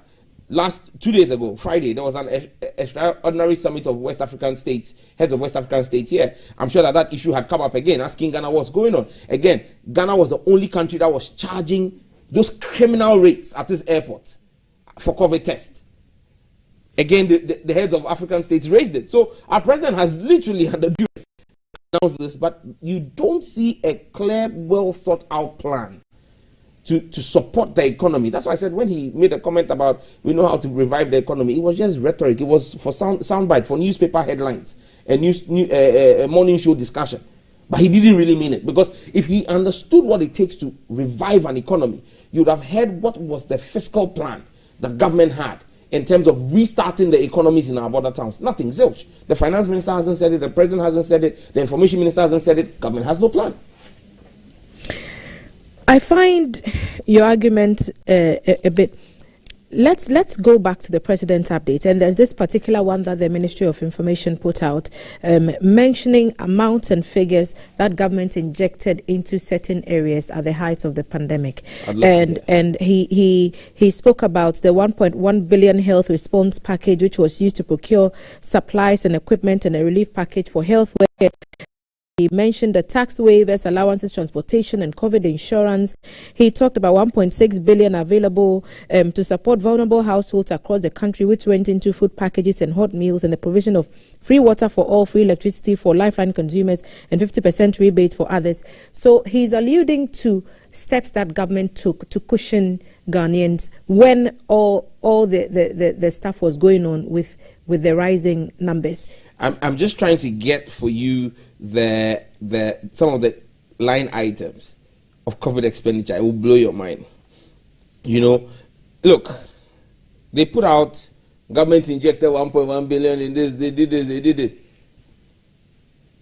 When Parliament has started asking for the details of that, you'll be shocked how much our government blew and how much corruption and crime went on with that spending. Okay, they claim that they spent how much, like 52 million or something, on giving food packages in how many areas in Greater Accra? Didn't you see the food? Otimke Loyicho, that they shared around. That is 52 million Ghana cedis. How many people did they give that food to? The parboiled rice? How many people? Look, are you aware that part of this COVID expenditure, your Minister for Health used almost 30 million to do monitoring and evaluation? So when they tell you they spent on us monitoring and evaluation, in a year where there was COVID, they did conferences and travels, almost another 30 million. So that's how they blew the money. The president, I heard him yesterday saying they gave free water. Again, another lie. Who did they give free water to? You've forgotten that 6 months after they claimed they gave us free water, they increased water. And you've forgotten that now we are paying COVID-19 recovery levy. Even when you buy meat pie, there's COVID-19 recovery levy there. They are taking the money back. So how do you give me something free and then you slap a tax on me and I'm paying for it and you say you gave it to me for free? Why, is there a new definition for free? I think we have to open a new dictionary, the Akufo-Addo Dictionary of English. Because how do you give me something? You increase the cost subsequently and then you impose a special tax on it and you say you gave it to me for free. I mean, it's only the president, and you know, I don't know, but he's giving with the right hand, he's taking with his left hand and his two legs. The minority keeps making the argument of we could have done better, government could have done better. What really could government have done under the circumstances we found ourselves in when the whole world did not know which direction COVID was going to go? Well, our government has been more forthright and more prudent in its COVID-19 expenditure. You see, what the Ministry of Finance put out, information put out, they told you what they spent. They didn't tell you what they received. They didn't tell you that they received 1 billion from the World Bank as rapid credit. They didn't tell you that they received another $1 billion, not cedis, $1 billion. They didn't tell you that they received another $1 billion as special drawing rights from the World Bank as well, or from the IMF. So 2 billion. In fact, the first rapid credit was from the IMF, 1 billion. A second 1 billion special drawing rights from the IMF, 2 billion. Then they came and told us that they took 130 million, or they got 130 million from the World Bank. Only for the World Bank country rep to come and tell us that it's not true. Our government was lying to us. They gave them 430 million. So the 300 million was going to become voicemail money. They were hiding that from the Ghanaians. So 2 billion, 430 million from the World Bank. Then they go to the Bank of Ghana and go and borrow from the Bank of Ghana. They go and borrow 10 billion Ghana cedis. 10 billion Ghana cedis. At that time, $2 billion from the Bank of Ghana. Then the stabilization levy that John Mahama instituted as a savings for future generations. You see, two fathers. One gets his salary and he's putting some aside for his grandchildren. So that when they get 10, 18 and they have to go to a good school, they can pay school fees. Another father, the savings that have been done, that were passed on to him for his grandchildren, he has chopped his own money, and then his grandchildren's money, he's taking it to go and do quick bets. He's blown it. The stabilization levy, 257 million in it. Akufo-Addo took it, spent it. So when they tell you that they spent this on us, ask them, what did you get in our name? It is also telling us through the finance minister that it will inject some $2 billion into the economy to halt the depreciation of the city. And we do have the finance minister, Mr. Ken Ofori-Atta, at that press conference last week announcing some measures to save the economy. Let's listen to it, and then Honorable will come back and pick your thoughts on some of the things he said.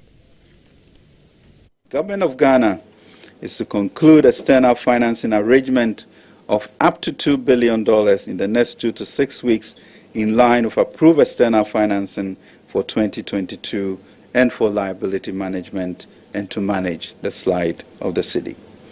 MOF, Ministry of Finance, will also work with the Central Bank to review the foreign exchange retention policy in line with approved external financing for 2022 and for liability management. Finance Minister there. So, Honorable Sam George is still in the studio representing the good people of Ningo Pram Pram, and he's sharing his thoughts and the minorities' thoughts on the president's address, which we've just dealt with. And now we are going to look at the measures announced to save the slide of the city, as we've heard Finance Minister just say now. So $2 billion, Finance Minister is saying, is from approved external sources, so they have approval to get those monies into the system. Do you think it's a viable thing, it's a prudent thing to do to bring the city back to where it should be? You have borrowed recklessly, brought our debt to GDP ratio to over 80%, about 82% now. The worst in the Fourth Republic. Worse than even when we went HIPIC. That's where we are today. And when you have created this problem on the back of irresponsible, reckless borrowing, and we're in a problem, and we need to fix it. We need to fix it by exercising fiscal discipline and cutting the waste in government. The finance minister's solution is to go and borrow more. But he's also proposed a 30% cut in the salaries of government appointees, which could include yourself. I'm not a government appointee. But if include myself, if it comes to Parliament, I won't take a salary cut and give to Kenoforiata for him to use to pay for a private jet for Akufo-Addo to buff in the air. And when I ask him how much it is, he won't tell me. President recently flew commercial. He flew first class. That was just one trip to Dubai. We're waiting to see the next trip. I'm just making the point that the suggestion that government expenses should be cut has been considered 30% for 30% from. When he says we are cutting expenditure, one would have expected that originally they said 20%. Now they've increased it by another 10%. One would expect that he would have come to Parliament and said to us, Parliament, I came to you with a budget. You approved it. And the budget, these are the lines and ceilings you gave me. So on this particular line item, this is the area I'm cutting. In this ministry, this is the project we're going to undertake. So I'm cutting it here. And all of this cuts will amount to 20% or now 30%. Then you know he's serious. But when the man is not saying, look, this is a man who has increased, who's brought a budget. When they say we should cut. In 2021, the president, office of president, Nana Danko Akufo-Addo's office of government machinery, their budget was 2.5 billion. 2.5 billion Ghana cedis. In 2022, when they said we should all cut, Akufo-Addo's office budget is down. So tell me how they are cutting. Does it perhaps suggest what others also believe, including the minority, that the prices of things have gone up, and that may very well be the reason why the price has increased? Obviously, the company that rents the private jet has stated that they are increasing their prices. So yeah, prices of things have gone up. They say they're increasing from $14,000 an hour to $18,000 an hour. So yeah, truly, prices of things are going up, luxury items.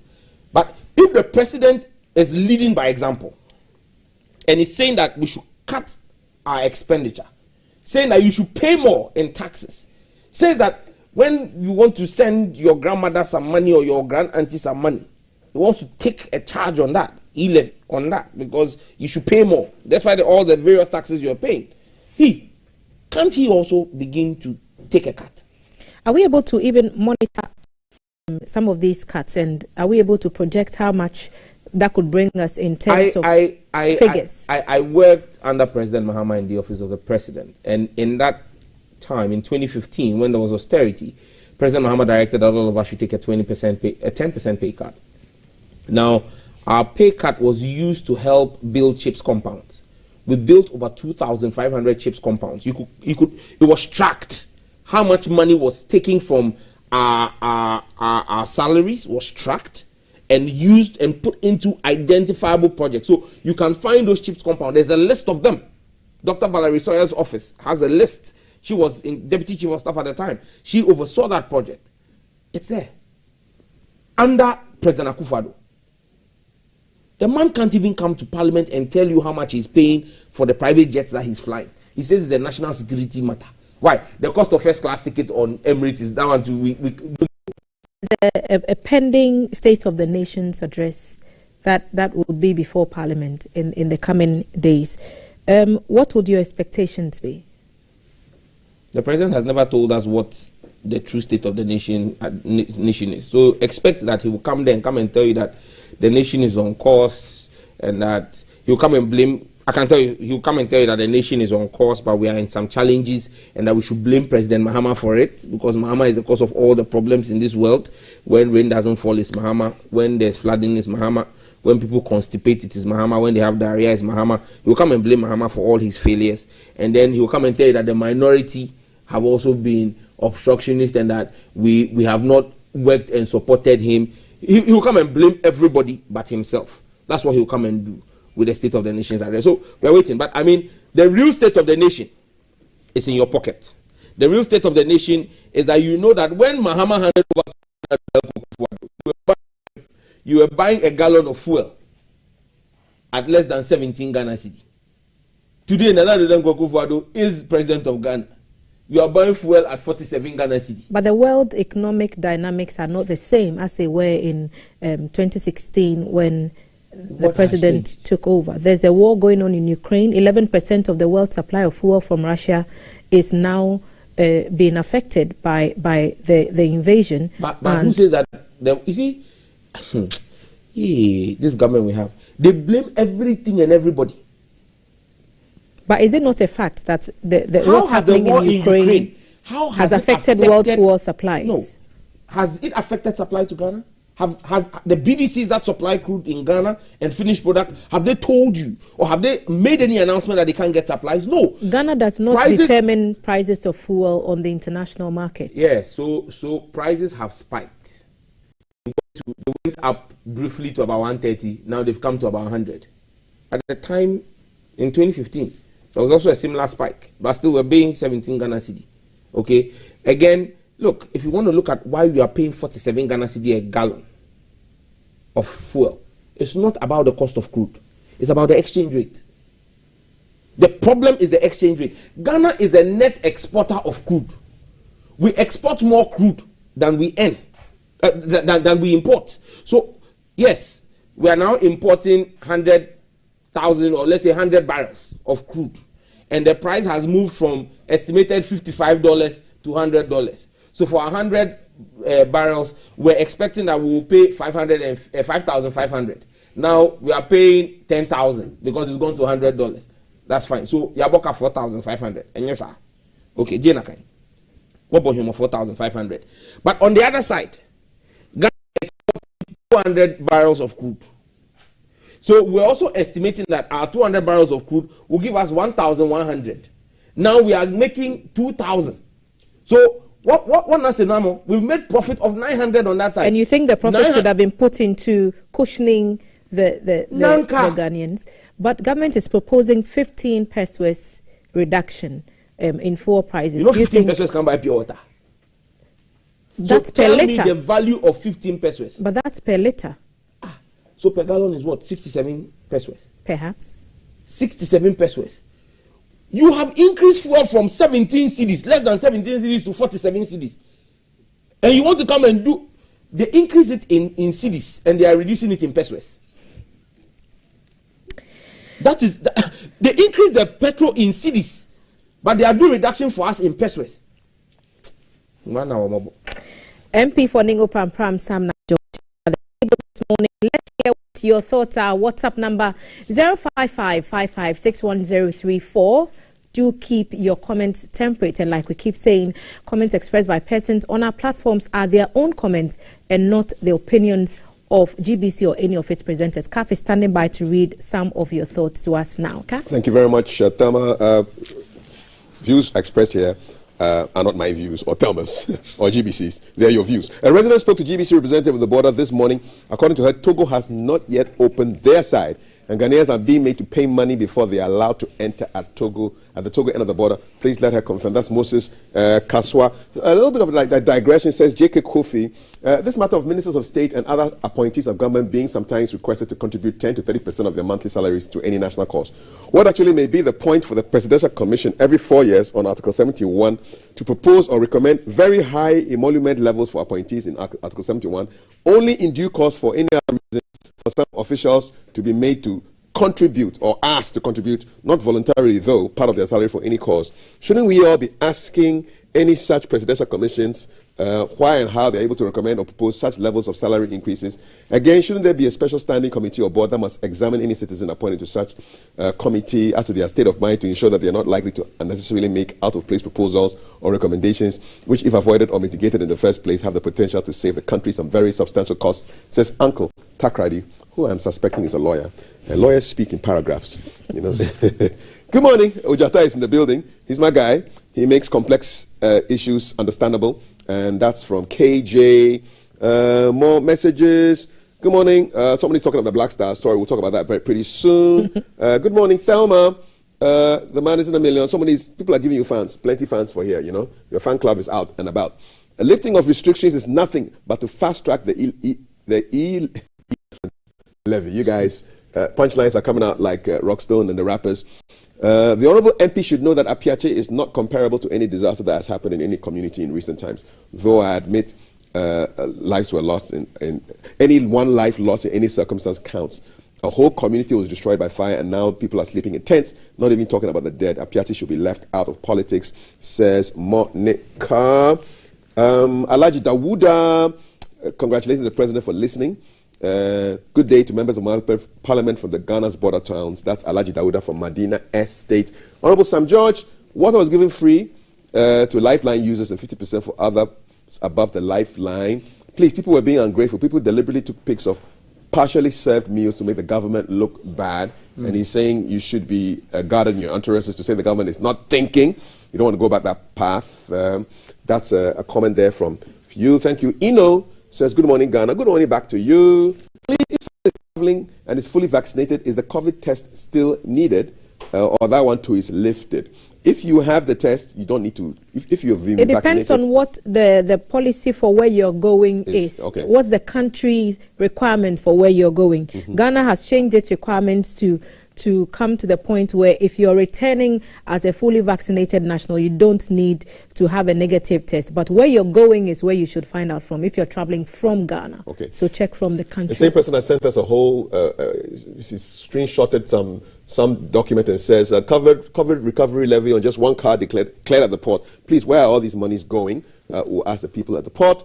Good morning. We were told the second wave of the COVID-19, which is Omicron, is more deadly than the COVID-19 itself. So if they are telling us that active cases is now 72, how deadly is it? Leaders should stop misleading us because the vaccine has side effects. Please investigate about the side effects of the vaccines. Let it be a topic for people to share their experience. Thank you very much. Irene, the real state of nation is in my pocket. Some nate. Thank you. That's a comment. Somebody's quoting you there. Good morning. Do you remember when Dr. Baumia was announcing the economic management team? He was like, at left full back, we have so right full back, center midfield, center forward. He did it better than Joe Latti doing commentary. After what a team today, he cannot be found. They've truly shown that they are incompetent upon all the money this government had. They have nothing to talk about. This is General saying that. Bibini GH says, in fact, a day is coming when the youth will ask questions. Our leaders are not serious. Master Planner Jr., he says, President Nana Addo is a leader who thinks about his followers. Fellow Ghanaians, let us trust and support the government in Ghana. We surely bounce back. Greetings to the Honorable Stephen Tim. Okay, and you're giving him fans as well. GTV sometimes, now you have been bringing non-political panel members who enjoy their frank deliberations today. Why bring the Sam George? Well, Sam George is a member of the opposition, and it was billed as a conversation showing us what the opposition think about the president's comments. Somebody else, apart from the opposition, to talk about this. All right? So that's what it is. Okay. Why does NDC think that they are more Ghanaian than the MPP? If the president has reopened the borders, we should support him for that. About the management, it has happened. Oh, okay. Interesting. He's accepting. We should just take it like that. It really breaks my heart. President Nana Addo and the MPP have failed us as a government. Thank you, Sam George, for breaking things down for us to understand. Leviticus Powers. Asked the NDC MP after the NDC ruled Ghana for close to 30 years, what did they do or didn't do to keep the structural stability of the CD? So they want to know how you performed with the CD. A couple more, and then I'll hand it over back to Thelma. Hello, breakfast show. Please ask the Honorable Sam how hard he and others are working for Ghanaians to use their national IDs to register their SIM cards. Francis from Teshi, and we are almost out of time. Good morning, loving the show. It's a high time the MPs stop fooling us with their irresponsibility, says Nana from Koforidua. If you want to understand the insensitivity of government, from 17 to 45, when we complain you reduce it by 60 pesos and you tell us you are listening. Government, we're paying for free water with everything we buy, even a pack of rubber bands. Okay, so that basically should be my comments. I think I'm up to date. Thelma, I'm going to hand over back to you. You like the way we dress this month. Thank you very much. We like it too. What does the president mean by he will be offering vaccination at the airport? From Joe in UK. And the very last one. Good morning. Please ask the MP to mention 2 of the cheap compounds built by the NDC's pay cut. I'm up to date. Back to you. Thank you, CAF. Yep. There you go. The hunting dog cannot hunt a lion. Okay. And that's what our Evet proverb means this morning. Thank you very much, Kaf. Thank you for sending your messages across. We love that you try to keep them as temperate as you can. A lot of things mentioned at the board this morning, Mr. George. PRT should be left out of politics. Of the city during the NDC time, the SIM card re-registration. Perhaps you would want to share some of your thoughts. So, what's your general reaction to some of the things we've heard? We have to wrap up in a few minutes, I still want to ask where you are with the fight that you picked up recently. So, let's have your initial thoughts, and then perhaps it's people have shared their comments. It's been a mixed bag, and people are welcome to share their comments. Just a quick one. I told you that I was going to mention a few of the things that were spent for COVID expenditure. Yes, we bought nose mask to the tune of 107,703,850 Ghana cedis. That's how much government said they spent on nose masks. At the time when schools were being opened and government felt the need to protect children and also provide PPEs at schools to 107 million Ghana not catch COVID. For nose masks. How many did they buy? That's a question you should be asking, and getting answers on that. Again, they bought Veronica buckets. Veronica buckets. We paid 22 million Ghana cedis, almost 23 million Ghana cedis for Veronica bucket. Tissue paper, toilet roll, tea roll. We paid 197 million Ghana cedis. So when they quote the figures, you need to go in there and break it down. And like I said to you, they had spent 32 million on trips for meetings and conferences. 32 million Ghana cedis during COVID. So for me, I think that I know that, like I've said, where we sit today, it's not what Sam George is saying. It shouldn't be what President Akufo-Addo is saying. It's what you're feeling in your pocket. This weekend, they went to the market. I know how much I give every week for the market. I was asked to do almost a 40% increase. Even that when they came back, go and collect more money from me again. You go to the market, tell me, you know how much things are costing. There's Zoom, do the Fetri de Chi, the red oil put in there. You know how much the gallon is. You know how much it is costing now. Body, you know how much it is costing. Yele, we know how much it is costing. And you don't think that increasing the policy rate to 17%? That one to Ukraine and Russia that is affecting the cost of Zomi and the cost of Panla in the market. You don't think Russia. Any of these government measures would work? You see. So what's the NDC's proposal then? If you don't think that, in fact, Minority Leader Harun Idrisu last week also responded to the measures that the Honourable Ken Ofori-Atta had put across, and he found them inadequate, and I think he believes they are too little, too late. Let's perhaps listen to your Minority Leader, and then we'll refresh our minds on what he said after that meeting. It is only proper that whatever he intends to take and will take will be brought before the August House for us to help him tighten and implement austerity measures to save an economy which is in dire straits. Arguably, after listening to the Minister for Finance, and his responses and his proposals, whilst he is talking about expenditure cut, he also insisted that they are going to spend on growth areas and social spending. That can only be a contradiction. Our immediate response to the Honorable Minister of Finance is to state emphatically and unequivocally that he's lost touch with reality. He is not in tune with the state of the Ghanaian economy. We state again strongly that we will not support e-levy in whatever form and in whatever character he brings it. But let it not be repeated that the minority did not support government in its revenue measures. We did. Only in respect of e-levy that we said that procedurally they were wrong. On free senior high school, we've heard that nothing will change about it. We think that there must be a national conversation on the future of education in our country. It is only proper. Minority Leader Haruna Idrisu there. Honorable Sam George, so you've heard you're saying the finance minister has lost touch with reality, is not in tune with the Ghanaian economy, and basically disagreeing that the measures government announced would help much. So what's the solution then from the minority? Because we hear that it will not work, but then what potentially could? What could work? Well, the only accurate things in the finance minister's presentation were the Bible verses. Those were the only things that he got right. The quotations from the Bible. That's all. Apart from that, every other thing was wrong. He clearly doesn't understand that to fix the problem of Ghana, they say the rot starts from the head. You need to actually deal with the wastage at the very top of government expenditure. They are not targeting the right areas for cuts. I gave you a typical example. Office of Government Machinery. You should be cutting that budget, not increasing that budget. That's one of the areas where we think that, look, if you really are in touch with the Ghanaian people, you realize that the Ghanaian people are not happy with the expenditure that the Office of Government Machinery is making. One. Two, if you really are in touch with government, you realize that Ghanaians are not in favor with Ghanaians. You realize that Ghanaians are not in favor of the e-levy. They think that it is an obnoxious tax, is unnecessarily. Again, if you really listen to Ghanaians, you will hear that Ghanaians are asking a question. Now, why is it that parents who pay dollars, thousands of dollars, for their children to go to basic school and Montessori schools and primary schools, kindergarten schools, get to senior high school, and you have to take the taxpayers' money to pay for them? Free senior high school must focus on those who do not have the ability to pay. And even the finance minister himself is on record to have said that he doesn't understand why everybody must benefit from free SHS.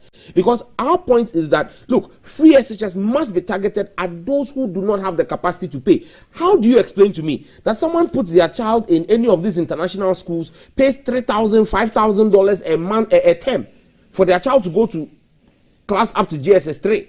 And then that child goes into SS, and you tell me that that parent cannot pay, and you are burdening the taxpayer and crushing us with taxes to be able to go and pay for that person's child. Those are some of your solutions. Absolutely. Tax waivers. Tax waivers.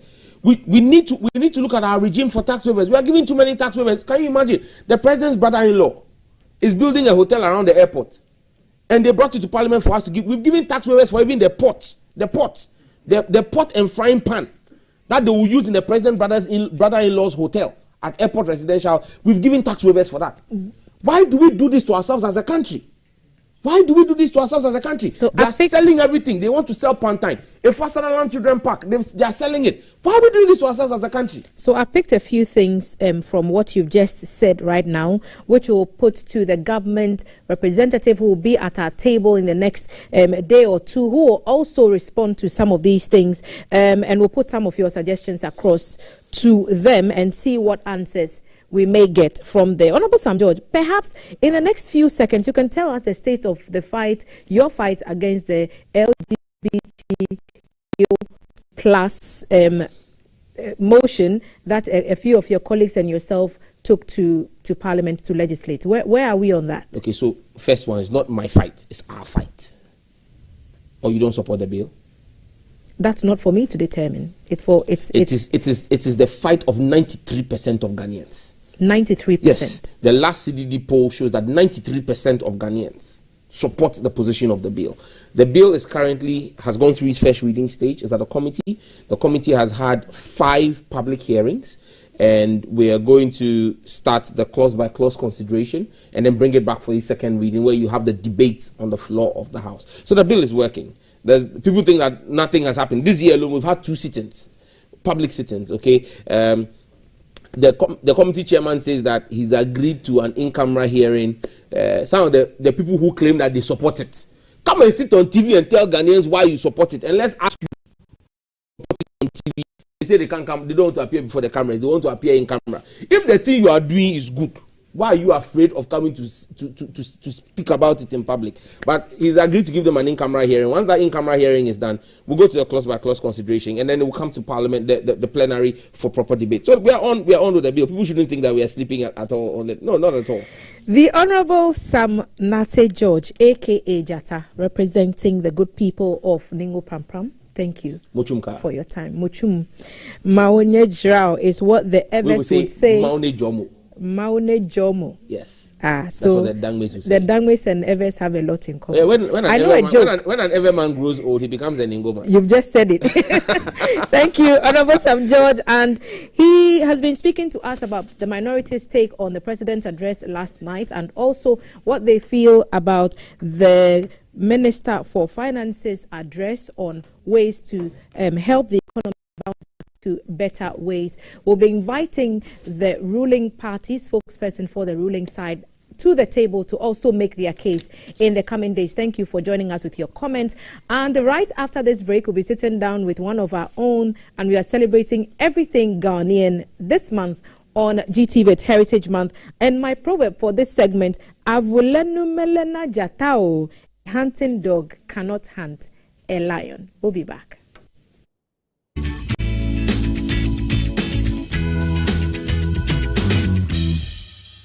Hey, tell me more. Tell me more.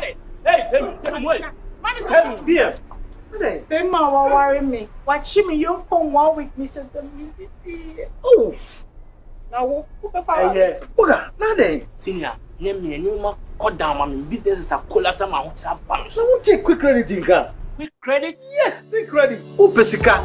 Eddie Astati, you may be. Who here be we are government and a private worker. Who pesikadia till water so we are Busumi Juma. Who yes, Cadia be temper so quick credit, Bema room, and what you are in Kakaka. Now, and let just some Cassian say, a collateral free loaner, Susu, savings, account opening, and a deposit as MBN. The here and say, Wagana card 2022 year, 1 year Juma, now 1 hour young. Who need excuse here? Press quick credit to 03022 00390 and 05969 2083.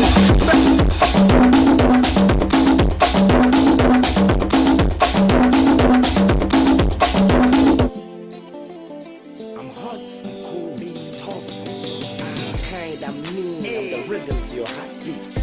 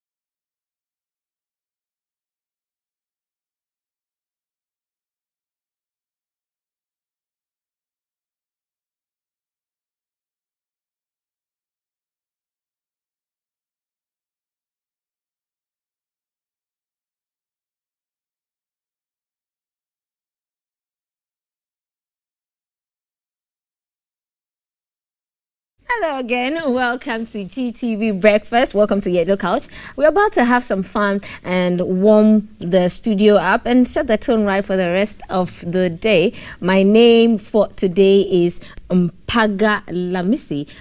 I'm a maiden from Upper East, and Lamisi means I'm Thursday born. So yes, you can call me Lamisi for today. The hashtag to follow is GTV Breakfast everywhere. So I have somebody in studio. He's matching me boot for boot, but I think I can't stand him. So I have none other than the man I like to call Mr. Ghana, aka my special tweet. Ochiame Kwame is in studio. Yes. 1, 2. Sir. Hey! Hey, Nana Kafra. Hey. Hey, as the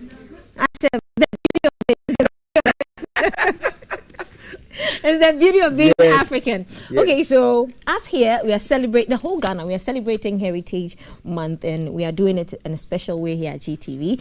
You're looking fab. Thank you. We cannot start this conversation. I mean, you embody everything Ghanaian, from your music, the lyrics, how you dress, everything is Ghanaian. And so we want you to do your rap for your song. Yes, Ochiame Kwame. So guys, Ochiame Kwame to the Riasi. Okay, where do I start? Touchdown, Kotoka. We want the lyrics, guys. The lyrics is what's going to get to you. Touchdown, Kotoka. Boga unity there on the car. Ye kasa boy sayeshia, nenye temperature. Ne ye boto mu asem pocket pressure. Nenso still ye didida. Esha ohu show love ye bibima. Bossu ti asie so munatwi ni Benz na hustlers amane fans. Waye yawa. Rastaman from Bole to Accra, one soul. Ye na sidia, one do. Kelewele ne paya, one bow. Baramande, they won't chop rango. But some few ones they won't show. Gonna be the gateway, no be the window. Ye na do Ghana swabra for 17 a year. Eto da ye Messica, e hu hia eche nipa. So na nanom do wo ma so e denya ye best san. Ye gunsan. Ye do ye hu a ye misa. O my Ghana ba the rapper Benti Bra ne enton sa boko. I'm made in Ghana. I'm made in Ghana. I'm made in Ghana. I'm made in Ghana. You can take me to London. Still, I'm made in Ghana. You can take me to Lagos. But I'm made in Ghana. We'll play the video, guys. The video will begin this. Yes. My producer is getting it ready, so we'll have it shortly. Ochiame, you have evolved from everything. Evolving. Tell us what keeps you relevant, what keeps you staying fresh. I think it's as an artist, you draw your ethos from a place, and for me it's the culture. So I am so connected to my heritage and my history and my culture, and that I do not do anything without drawing from that rich well. And I am not a person that is overly focused on the Sankofa concept. I think it's more like Sankofe. So, exactly. So I go back, I look at it, and then I see what can I do to improve it. How can I repackage the Dinkra symbols in my music videos? How can I repackage this adage in my songs? How can I find a way to take that beauty of the past, make it current, and even project it into the future? So if I've been able to stay relevant over the years, I think it is because I draw from the rich well of culture, which everyone else draws from, whether knowingly or unknowingly. And that because I'm drawing from our history, I am drawing from all of us, and therefore I'm always relevant to all of us. Amazing. Keep relevant, keep being relevant, and keep giving us amazing content. Ochiame, you grew up with your mom, who is a teacher, and certain conversations I've listened to and from your posts indicates that almost everything you have done has been shaped by what your mom impacted into you. Tell us more about it. About my mom? Yes. Wow, she's the most amazing woman. Let me tell you a story. So when I was about 12, we lived on the Kumasi-Accra road in Kumasi, Fantinu town. And then a runaway car knocked a mad woman for lack of. And so her leg was broken. Okay. And then she crawled into the middle of the street. You know that in between two main roads, there's always like a stretch median where the poles are. Yes. And she sat by a pole, and for the next 6 months, every day my mom gave her breakfast and dinner, until one day we woke up and the woman had gotten up and walked away. And for me, I think that is the kindest gesture I have seen. That day, that particular thing that my mom did constantly, and she used to send me to go and give her the food. And at that time, I thought she was dirty, she wasn't taking a shower, but my mom consistently gave this woman food until she could wake up and walk away. So it shaped my character. It told me that what we are here to do, no matter what your talent is, your fame is that we have all come here to serve. And unless someone who cannot pay you back, you have not lived your life, you know. And these are my mom's words. So for me, my mom is always in my head. That's one of your tweets. Yes. So when I was 14 years old, my good mother, Auntie Alice, bought a beautiful short for me when she was returning from school one day. I said I wouldn't wear it because my legs were too skinny and that people will tease me. My mom patiently asked me, which friend of yours has the most beautiful legs? I said, Danny, which is Ochame Kofi. Yes. She said, run to his house and ask him to give you his legs for the weekend. Tell him you return it immediately you have shown off your shorts. I took the shorts and thanked my mom gratefully and loved my legs till date. My mom was a teacher. Yes. Okay, so here's another one from another tweet you put out. It says, my mom told me I was handsome every day. In fact, people used to come for me from my mom at Ashtown because I was too cute. Oh. Delay told me last week that I was handsome. I now see why. Say I'm still handsome. Where did you get these? Thanks to our producers. I yes, know. and so Yes. we got the feeling that yes, you hold everything. That's another one. It says, our foremothers and forefathers exerted their energies in making Ghana. We must dig deeper, plant more, ask more questions, disrupt backward-looking traditions, delete negative cultures, and challenge the status quo so we can see the development we deserve. So, yes, that's. And you see, you brought tears to my eyes. You see, whenever I write forefathers, I think that we need to prefix it with foremothers, because it wasn't just our forefathers that did the work. Our foremothers also did a lot. So every time I'm writing about my past, I try to bring mothers in there because of the impact my mom have on my life. Foremothers. Guys, listen, so please prefix it with foremothers. Yes. Is it safe to say that music is your first love or your first most passion? I think so. See, I said the last time I came here, I said I grew up dyslexic. And so people didn't understand me. I couldn't read, I couldn't write, I couldn't add.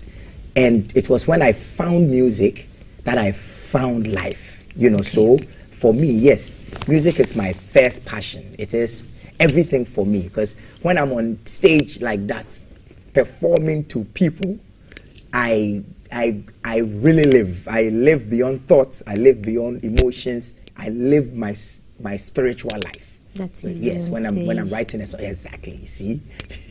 Okay. Ochame, your awards as a musician, they are many. Yes. But which one would you say would maybe stand out for you when you look at all of them on your stands? All my awards? Yes. So I've been given an award as an exemplary Ghanaian.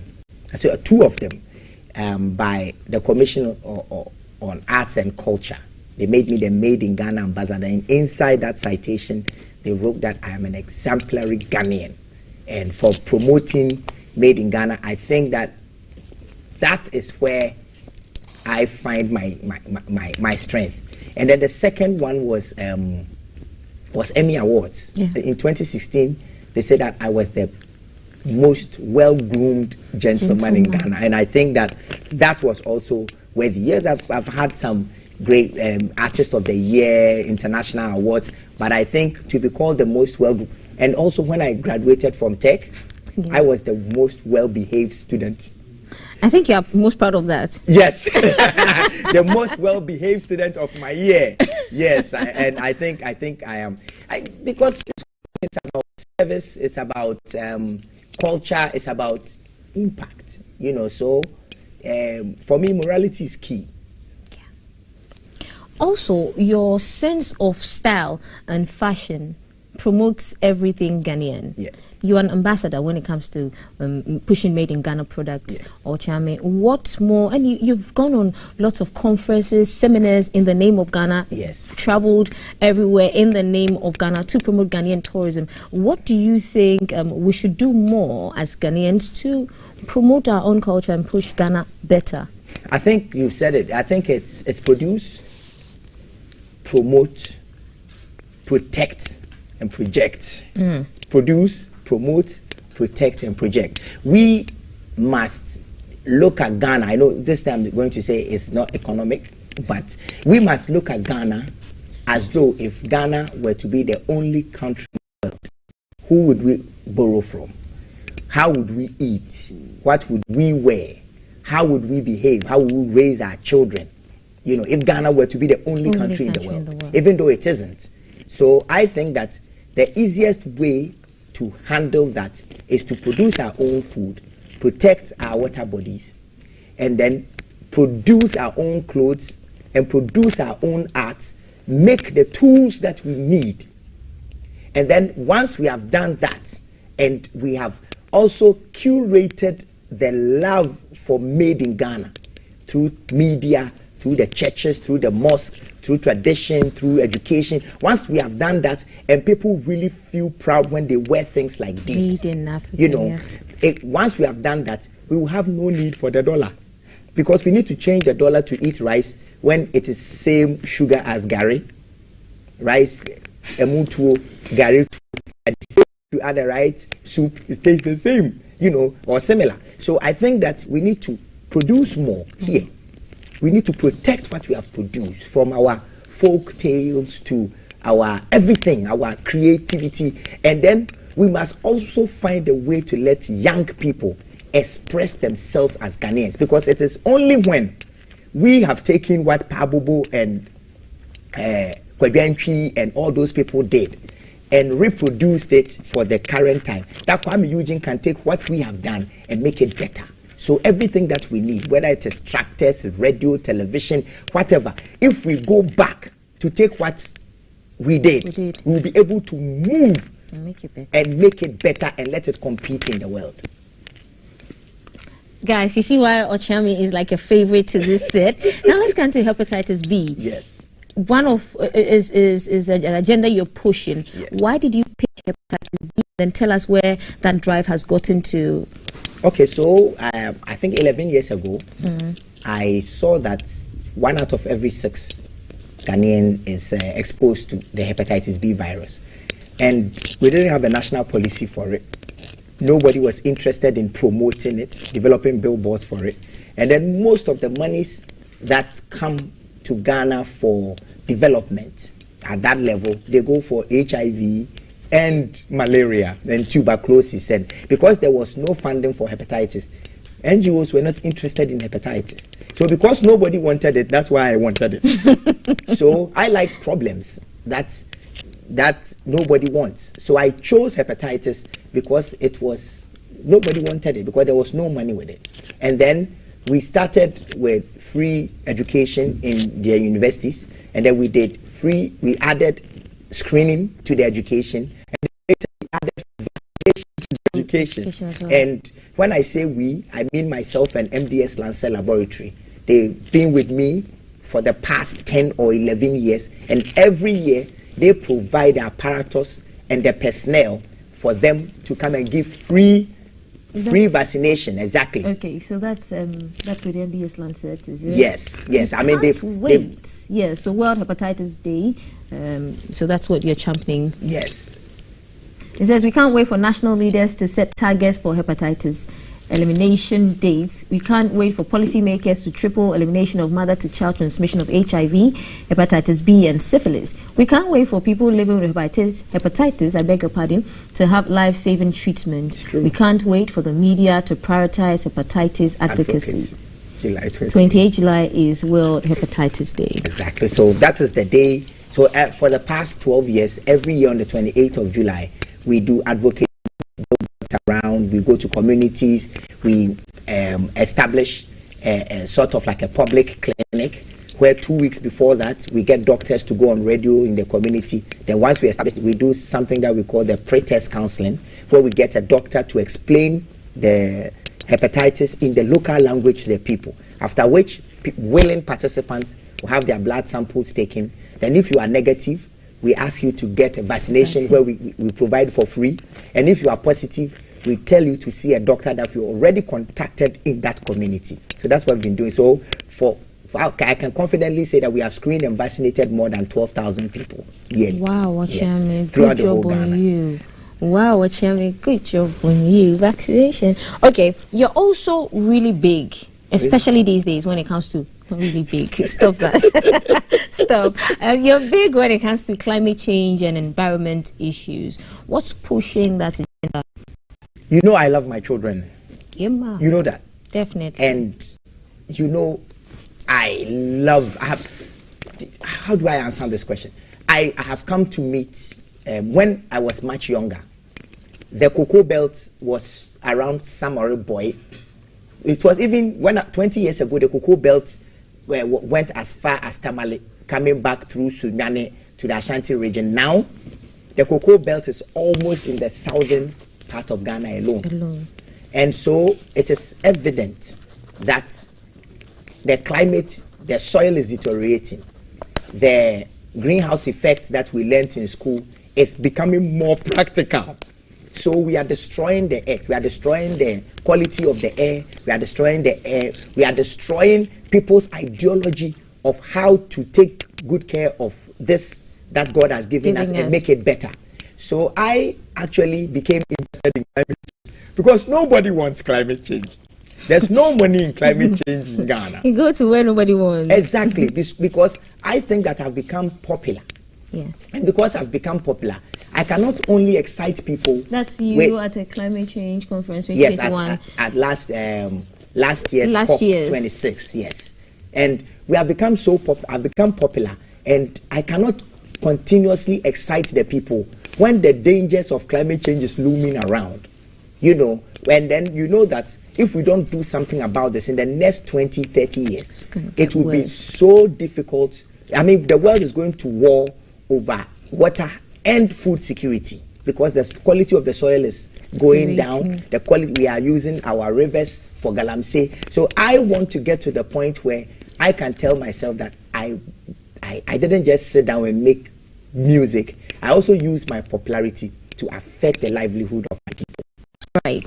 What are some of the activities you have so far undertaken when it comes to climate change here in Ghana and internationally? What are some of the activities that you've Well, the picture that you just saw was last year when we went to COP. Yes, that's the I COP. took part in the 100-man march against political rhetorics. Okay. We called it the blah, blah, blah. Because the blah, blah, blah. The blah, blah, blah, yes, because you and I know that the key things that are destroying nature, the first one is fossil fuel mining. And the second one, which is like 18%, is eating animals and or livestock farming, which is causing more than 18% of degradation. So, and when our leaders met at COP, they all came to say they made nice speeches, but they didn't really give us timelines on when they were going to completely stop fossil fuel mining so that the carbon can stay in the ground, or when they were going to tell us about when it's going to be impossible or illegal for you to catch a goat, cut off its head and eat it to get your problems, you know. So I took part in it, and then in Ghana too, I have been ambassador for DGM, which is the dedicated grant mechanism project that we did with Solidaridad. About 4 years ago, we went to 54 communities in Branhafo, Northern region and part of Eastern region, where I went to speak with people who are using galamsey to destroy the earth, and then we tried to plant trees. We spoke to farmer folks, and then had discussions with them about climate smart practices, whereby most of them decided that they were not going to do the things that we're doing, and they're going back to farming practices like proca, which is instead of burning the shrubs that is left on the farm after clearing, we leave it for it to decompose. And refertilize the land. And during that, we gave them alternative ways of living, making money, going into some sort of trade.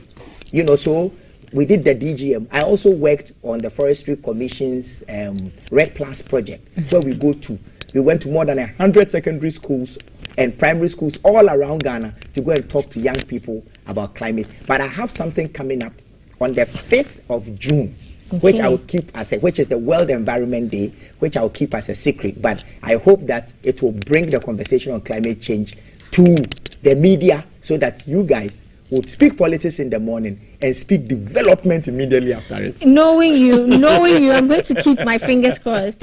Knowing you, I'm going to keep my fingers crossed. Now, November 17 is Ochame Kwame Day. Yes. Who christened it Ochame Kwame Day? Why? It's Ochame Kwame Day in Cincinnati, in the U.S.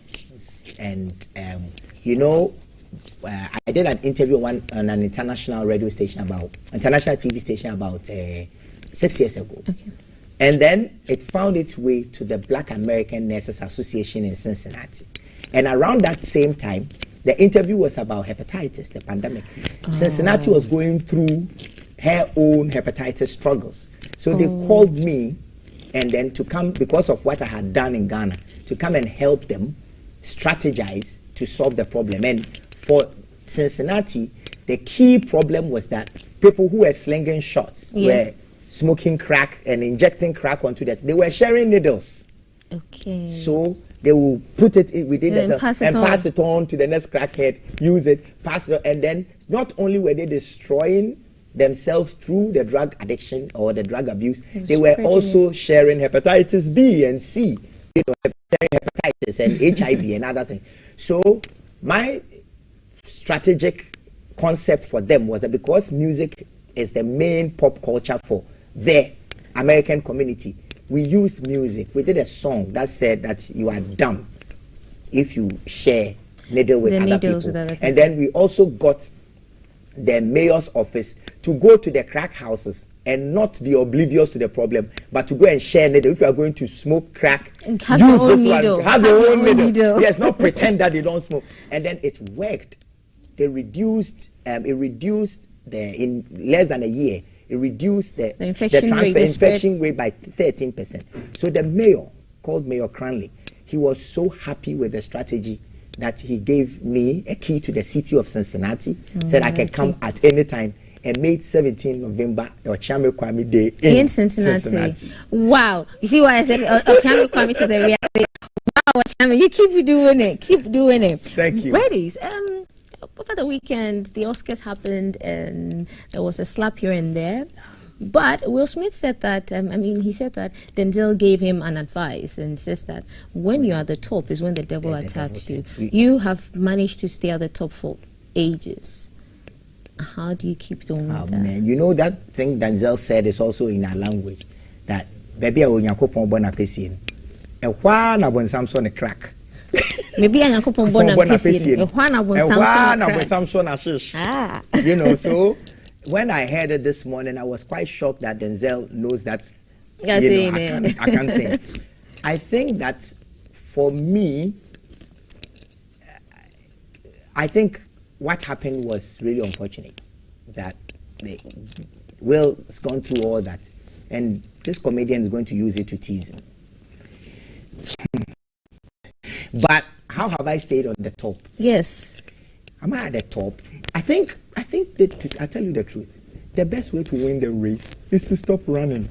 So I stopped running a long time ago. I am not part of the race. You see me in the awards, nominations, I'm winning some, I'm losing some, but I am not too aggressive to be at the top. Why? Because from number one, if you are really going up, the next place is 0. So I am on a journey, and that journey suggests that I have to serve. So no matter, the more powerful I become, the more I serve people. I have come to realize that the quality of my stardom is not in my popularity, but it is in the number of people I can affect positively. So I am not too excited about staying at the top. I think that is why I never pass, because I am not at the top. I'm finding ways to use my resources and my talent to serve Ghanaians, to improve the quality of our lives, to improve the patronage for Made in Ghana, to bring culture to fore. And how do you say that you don't want me to speak on GTV in the morning? Don't let Ochame Kwame come here, he is arrogant. You can't say that because I have come here, not for myself, but I've come here for Ghana. So I think that if you understand the concept of service properly, you will never pass. That's good notes, especially to the young guys out there. Yes. And I know you're a very social person, so just share your thoughts. The borders have finally been opened. I'm so happy. What are your general thoughts? I'm so happy. I am so happy the borders are open. Business is going to happen. People are going to go in. I was wondering, why don't we open the borders? Because we are flying. That more people come to Ghana through the airports than you through the borders. Yes, but I just think that once we have opened the borders, we should go beyond laissez-passer. Paper. We should begin to see that Ghanaians and Togolese and Burkina Faso and Ivorians and Nigerians, we are just the same people divided by colonial mentality and that imaginary line. Imaginary. You know, so we need to begin to identify with ourselves as Africans and realize that whatever is happening on the left is happening on the right. It will balance itself. You know, so we need to make the borders also conducive. We need to reduce the amount of bribes that we are receiving and giving. So we should go beyond. We should go beyond just business happening as usual. And now that the borders are open, try our best to increase the level of morality on the borders. That will create a much more deeper developmental result than opening the borders. Right. I'd like to ask about your family. We see you on social media, we see the photos and the videos, and we absolutely love you. Thank you. Do we call you keeping up with your Chamis? I wish if I was making money from it, then I would say keeping up with your Chamis. I'm sure your family is proud of your Chami. My daughter doesn't think. My daughter thinks I'm disgusting. No, why? Why? She thinks that I am a disgrace to the family. Why? Like when I'm trying to dance, she said, "Daddy, can we just chill? Can we just don't do that? What are you doing?" So when I You're embarrassing her. Yes, she thinks I'm embarrassed. My son really thinks I'm a cool guy, though. Oh. My wife and my daughter, they think I'm embarrassing. They are the ladies. I'm sure they have a reason for saying that. But she loves me, and she thinks I am. Sometimes when I'm saying something, I'm doing something, she'll come and say, "That's an overkill, Daddy." You know. But my son my son has the same energy. He has more energy than I do, and so he understands. But these ones, they are trying to do churches, so they think I do too much. We love seeing the photos of you and your family when you flood social media. Thank you. You can't leave us without giving us a proverb, Bochami. Another one. A proverb? Yes, of course. In any language. Unfortunately, I can't give a proverb in Ghana or whatever. I'll give you a proverb in the Asante language. It says, "Yentimi ntena ho, ema dua dumprane, ema si krotia, ema je bode metim, ema aboa potokura, ema di enore sade, abra ye nwene nam." Okay, can be na che ase.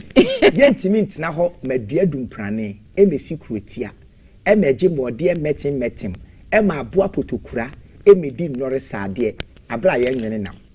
Okay, please explain it to us. What it means is that, so the dua dumprane is a tree that's sort of like sacred. Okay. So when people are returning from the farms, if they have body, they will throw one at it.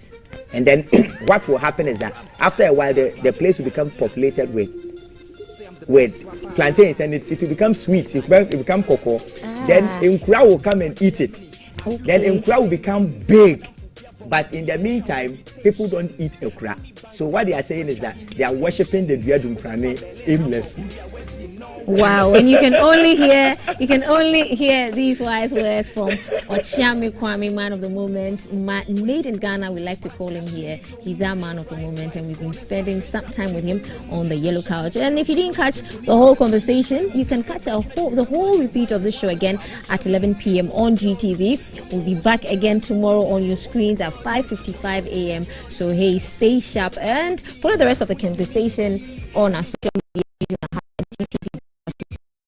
everywhere. Remember to follow Ochami Kwame, share his stuff because he's doing amazing things when it comes to promoting Ghana and Ghanaian music. Bye, guys. What's so come the goo? What's so tiny goo? What's so tiny goo? What's so come the goo? What's so tiny goo? What's so tiny goo?